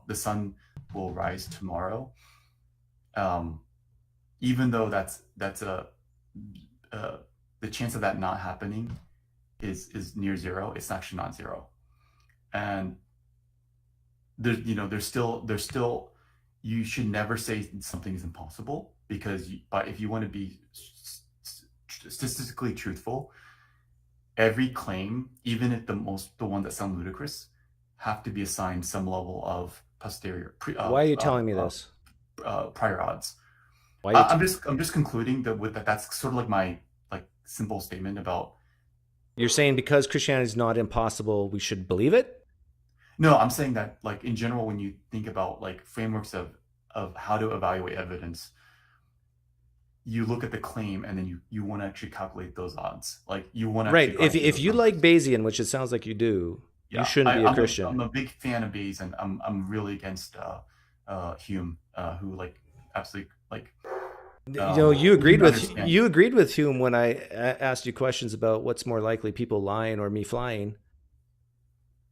You agreed with Hume there. You agreed with Hume when we talked about. No, I mean, I think Hume said many things, but the parts where he talks about on the nature of science and and evaluation of evidence, I disagree with Hume completely. But I think you have to as a Christian, because if you do, you're not a Christian anymore. As well. You have to disagree with you. Yeah, I really appreciate talking with you, and thank you for giving me the time and space to just talk with you. And I think I'd like to actually a follow-up for me is to evaluate the different historical accounts of what are the what constitutes collusion, and how do we view testimony if you love Bayes, here's my advice to you. If you love the Bayesian analysis, here's my advice to you.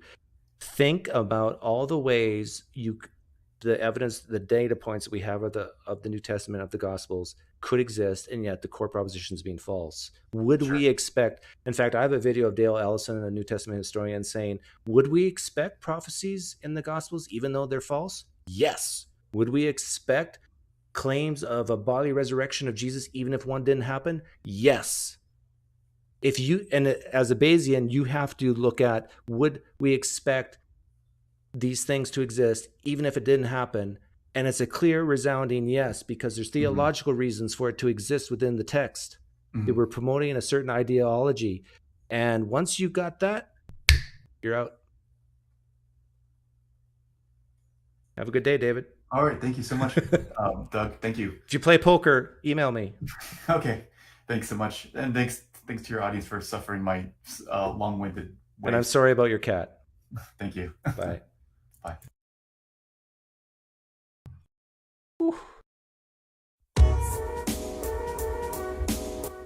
Lord Jesus, I need help.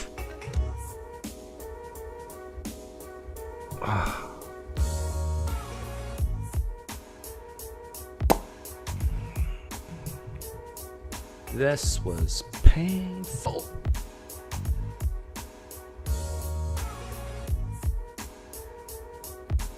My goodness.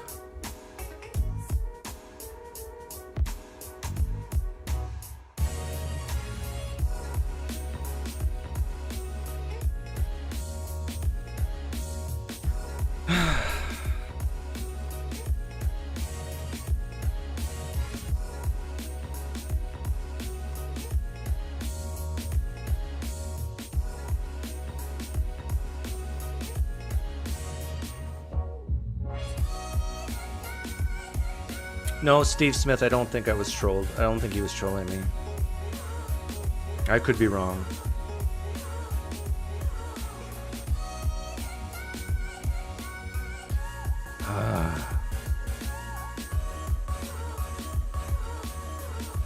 Doug's lack of compassion is a point of pride for him. It's odd. Smack dab. Come on. I was just... When he said a death, tragic death, I was for sure thinking of a human being, like a daughter or mother or sister, I don't know. And then when he says cat, as a dog guy, you kind of like, seriously.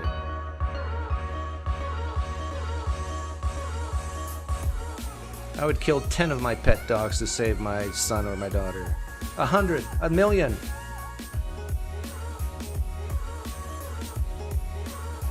Come on. Be a speciesist. Next thing you know, you want these cats to drink at the same water fountain as us.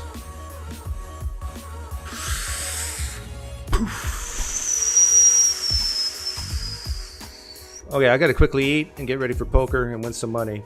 Thanks for hanging out. I apologize if you went crazy.